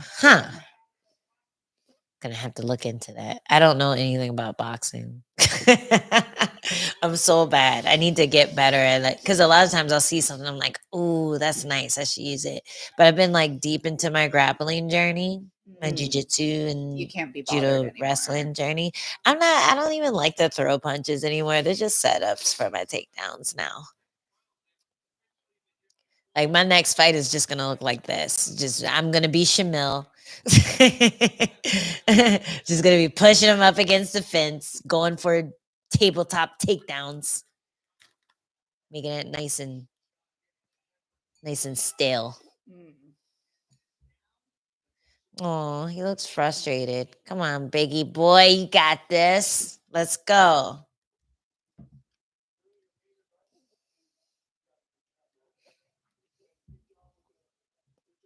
Would you be telling him? Jab more, his corner saying. What I would be telling Rozenstruik if I was his corner Yeah. is you need to put him on his heels. You need to feint. You need to push him back with your punches. He's allowing Shamil to dictate the pace where the fight goes. He's putting him in positions that he's not able to execute. What I would see his game plan is, which is to strike and knock him out. I'm sad that he only got 2 seconds of ice on him. This coach was sitting there with the ice in his hands and didn't put it on him. I would have said something. And it was like, that oh would not yeah, have stood for me. okay, let's go. Like, I'm still hot. I'm like, I'm tired and I'm hot. Put I'm me off. glistening. Like, get that ice Give pack me that on bag. me. Yeah, put it under my armpits. Put it in my shorts. Something. Yeah, he does have to push him back because this guy's just. He's been like one of those walls. Like when you play Mario and the wall is coming after you and you have to like jump out of the thing before the wall gets you. Squishes you. Yeah, he's been like one of those, just like coming forward, taking away his real estate. You gotta like they said right, like you gotta jab. Yeah, but you gotta follow it up with something. Yeah, you can't just jab because he's probably not jabbing because something happened afterwards, like that check hook he's been throwing has been nice. Shamil's. Yeah, but oof. Shamil has a lot of reach on him. And while he's not he's obviously not as great of a striker as Rozenstruik is, he's using it. Oh, he's using it to his advantage, and he's taking Rozenstruik out of his game. Yeah, I like that one jab he just threw. There he goes. He's listening. Yeah, but follow it up. Yeah, he needs to go I jab. want to see a double jab, cross jab. I want to see something that helps him advance because he's jabbing and then he's stepping back. Yeah, 1-2-1 is super underutilized. And I love a 1-2-1. 1-2-1, I get so mad when I'm sparring someone and they hit me with a 1-2-1. I'm like, I thought you were done after the 2, but you threw a 1. Stop it! I don't appreciate that. That's supposed to be your first punch and only your first punch. You can't be throwing it third. Oh, look at his mouth guard. Yes. Oh. What happened? Did he fuck his jaw up with his hard ass punches? I don't know, but he's literally dangling the dangling the mouthpiece in his mouth. He looks like a suckling pig. That's so weird to me when people play with their mouthpieces. I like my teeth way too much. Yeah. I think something's up with his jaw because you don't just do that for fun. I think he can't breathe. Yeah. He is tired. He looks like one of those pigs with the apple in his mouth. Oh God. Right? like rotating on a stick. Yes. Yo, he needs to throw a push kick up there or something. I know he could get up there. He has the flexibility. But then guy's a wrestler. It's scary to do it and not land it. Dude, his corner was so right. All he's doing is jabbing and it's working.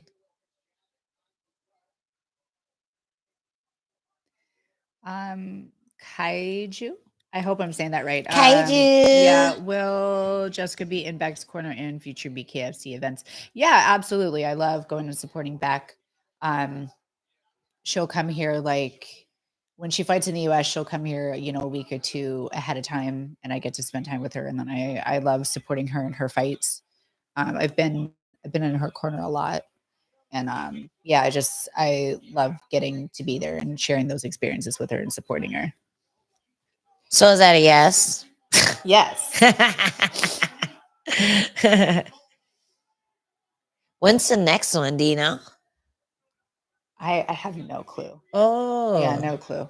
It has to be coming up soon. It's been a while. Her last one was December, right? Yeah. Yeah. So it should be coming up like the next few months. I feel like they're really bad about getting contracts to people and like getting people like to know what's going on. Oh, really? In advance. Yeah. I feel like it's always kind of just thrown together. They're like, okay, well, we're going to put you on this card, but you never get a contract. Yeah. You never really know what's going on until like a month before. They're like, okay, are you ready? That would be hard for me. That would be really hard for me. It's hard for anyone. Unless you just don't need to fight. Like Paige Van Zandt, for instance, she doesn't need to fight. She's set, you know. But I did hear that she's playing around with getting back in there. And she still has her contract with BKFC. So I would love for that fight to happen for for Beck. Yeah, my other white absolutely. girlfriend. Yeah. just for closure, you know, because that was such a fight that she was controlling when she fought Paige Van Zandt in MMA, and then like one little move kind of that stupid flick kick. That never worked again. There. Yeah.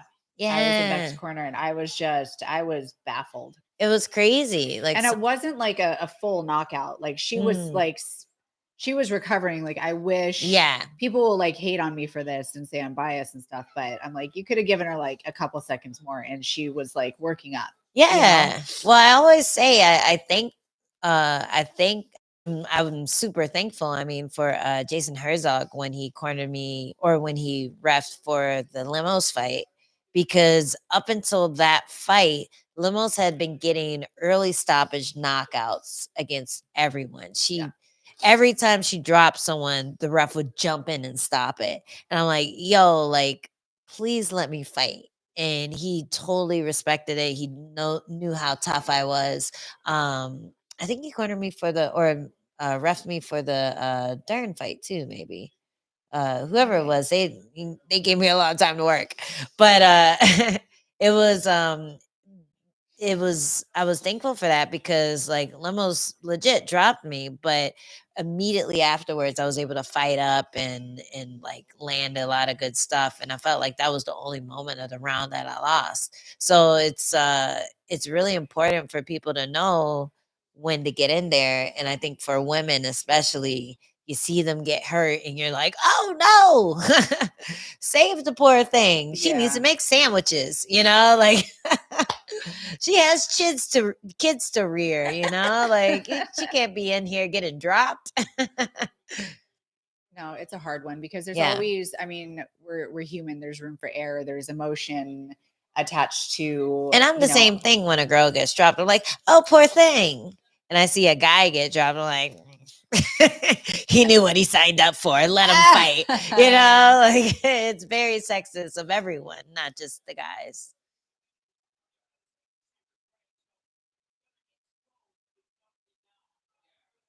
Oh man, this jab is working for him. He's back in the fight, I think. I feel like he won the last round. I think so. Yeah. You could argue that. Oof. That was a nice check hook too. Oh, you better go. You better work. Don't let him do that to you. Yeah, get that leg down. Put it down. Yeah, there you go. Thank you. He heard me. He did. He did. Man, your voice carries. You can hear that thing. From another state. from San Diego to Vegas. I'll never forget that being in the Ultimate Fighter. Yeah. It was their first time cornering me. It was so Unofficially. Cute. Unofficially from the bleachers. It was so funny. It was so quiet in the Ultimate Fighter gym when I was fighting. Who was I fighting? Was it Ashling? No, it was Carla. I was fighting Carla. Yeah. We had bonded right before that. So I was invested. Yeah. Because we were on separate teams and Jess was fighting a girl from her team because everyone on Pettis' team lost or Melendez's team lost except for Rose. So yeah. But then I remember Angela, I heard her voice and she was like, jab kick. And I did. And it was working. Yeah. It was working. I wish I had started yelling stuff at you from the get-go. Because the thing that messes me up with that fight is in like the first few seconds of that fight, I fucked up my jab hand. Like it was broke. Yeah. And I didn't communicate that. One, because I was like, oh, I like kind of stupid. I was like, I don't know why this hurts so much when I throw it. I don't really want to throw it, but I'm gonna keep trying. Yeah. But I never expressed that to my corner. Yeah. And they told me afterwards, they were like, why didn't you tell us? Ooh, that was nice. Yo, get it. You better get him. Throw a jab after that right hand. Get him. Be careful now. Be careful. Oh my God. Oh, these guys are throwing. This is so stressful. I don't even know these people. Kaiju's in here watching us like, these guys are just like the movies. Oh my God. But yeah, I wish I had been able to communicate. Yeah. Because they could have switched up the game plan. Yeah, they could have told you to throw across. Instead of, stop. Don't throw your jab. Feint the jab, throw it across, take her down. And even more frustrating was afterwards when the production team was doing the post-fight interviews, I was like, yeah, like my hand, they're like, oh no, that's not going to be part of the story. Oh, I was like, what? Come on. I was like, what? Really? Why? They're like, yeah, that's not the storyline we're going for. Wait, so what storyline did they want? I just think they wanted to focus on the teammate versus teammate aspect of it. I don't know exactly why I couldn't speak on that. I'm so still weird. Baffled by it. Well, they just took advantage of all of us. Remember what they made me look like with the makeup, the blue eyeshadow? Dude, I was supposed to be like beachy, like California girl, and I look like a drag queen. Oh, they did that to all of us. Yo, look at his face. Yeah. He looks like a zombie. Why does Rozenstruik do this to everyone? He turns him into a zombie.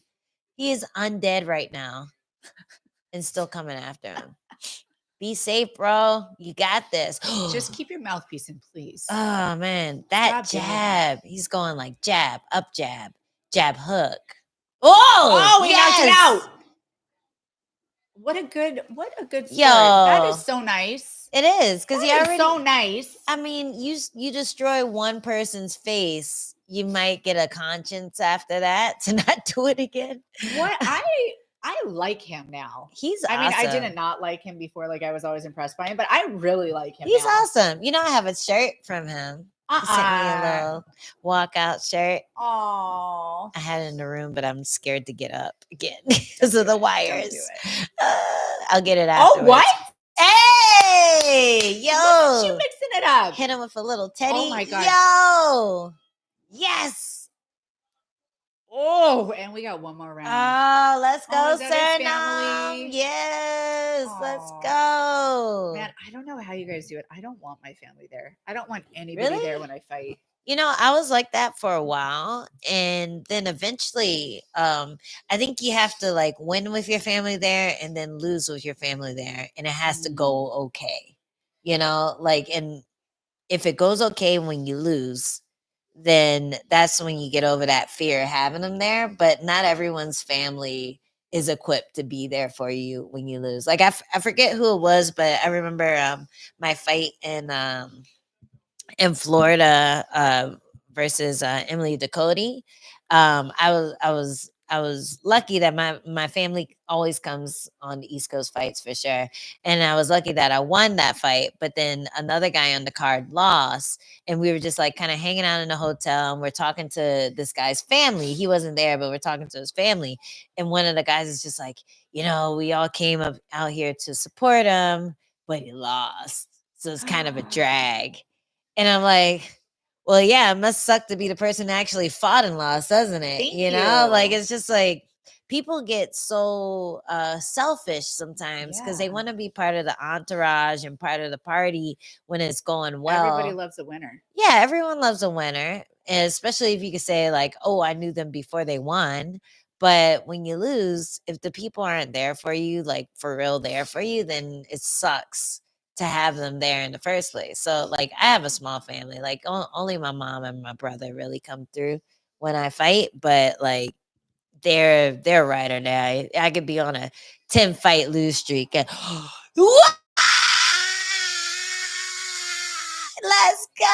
Biggie boy. He didn't answer the bell. What happened? Yo, I think it's his jaw. Something's up with him. He was not happy. We got to figure out what happened.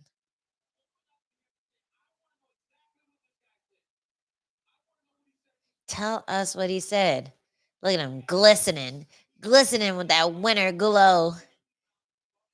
I'm so happy for him. He's such a stud. Yeah. And to be coming off from like, you know, kind of mixed wins and losses, but against really good people, is nice to answer we're this on the call. board. Hey, 1 and 3. Whoa! Let's go. Dual bits, baby. What is it? Something beyond belief or so. I forget the script. I don't know. What I was don't it? remember that. I don't remember that at all. It was my line. I forget it. Yo, look at these like 1-2s that he was throwing. And that's like something me and Adam been working on too. Like, ooh, I like that. I love a 1-2. I like that like backhand jab. Oh, he almost caught it. You know why your jaw hurts? Because you kept your mouthpiece out. And you kept your mouth open like I really want to know what happened. Yeah, me too. Dude, that guy must hit hard as a motherfucker. Like that. That'd be so scary. To do that to someone after 2 rounds of not really landing anything, and then 3rd round he just turned it on and just started jabbing. I keep saying that, like that shit happened with you. The fucking jab when you fought Emily Ducote. It was like all of a sudden you were like, oh, jabs work. Like out of nowhere. That shit happens. If you had more rounds, it would have been like, you know, good to go. But like it's one of those things where it's like you feel like the jab doesn't work because it's such a simple tool, and then you start throwing it out there and it starts landing. You're like, oh, like that's what they're talking about.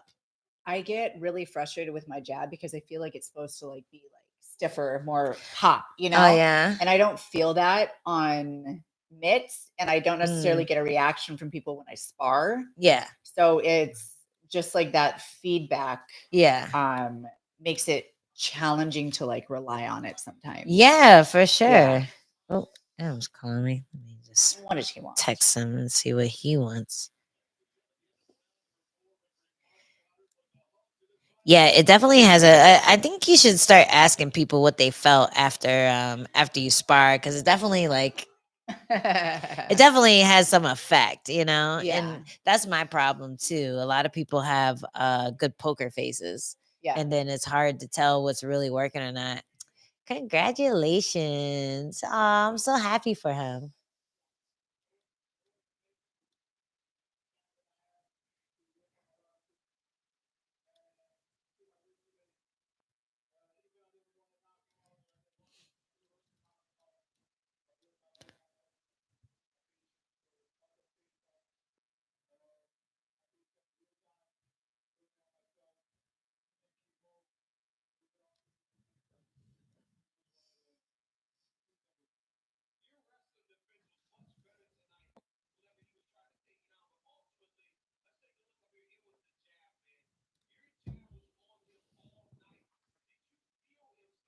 Oof.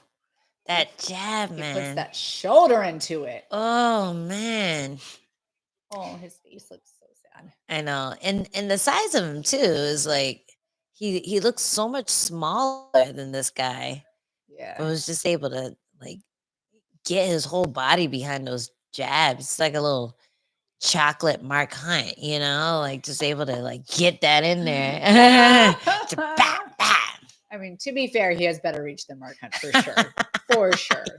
Yeah. Maybe he has I feel like Rozenstruik is like, he's not that short. No, he's not that short. He's like at least 6 foot. This guy is just huge. Yes. You know, this guy is just like massive.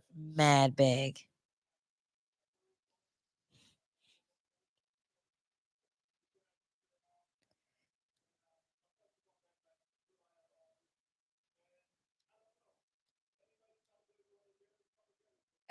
Yeah, let's go. Come and get it. Nobody wants that. No. Nobody wants to deal with No. that. Who's going to want that? Oh, man. Not me. Oh, look at his family. I love it. I love that they have all the merchandise, all the gear on. Look at this guy with his cornrows. That's amazing. That's not cute. Next time you go to one of my fights, you need to wear that hairstyle. No, you know what? I'll do it for you. You haven't done my hair in a while. I'll do it for you. Not like that. I'll That's make it not look better. cute. I'll That make- belongs on a toddler, not a grown man. I'm sorry. Hey, you have a pea head. I think it'll look a little better on you. I'm sorry.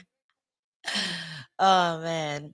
Well, I hope you guys had fun in our first ever fight companion. If y'all want to shout out anything or responses to anything, do it now because we're out of here. Someday I want Angela to do commentary with Cormier to mess with him. That'd be so fun. That'd be fun for everybody except for him. Yeah, I love how Bisping went at him today. That was pretty cute with his little being muscled comment. But yeah, he would be great. Thanks, Robert Davis. Thanks for tuning in. I'm glad you enjoyed it. Yeah, we'll have to do this again for sure. Especially the early cards, especially when I can have a little drink here or there. Yes. Yeah, we'll have to cut it down once I get closer to May. But right now, I'm good to go. Yeah. All right, guys. OMT brother, thank you. Thanks for tuning in. And we're gonna shoot our next episode. So y'all better make sure to watch it. All right. Bye guys. Bye. Get it.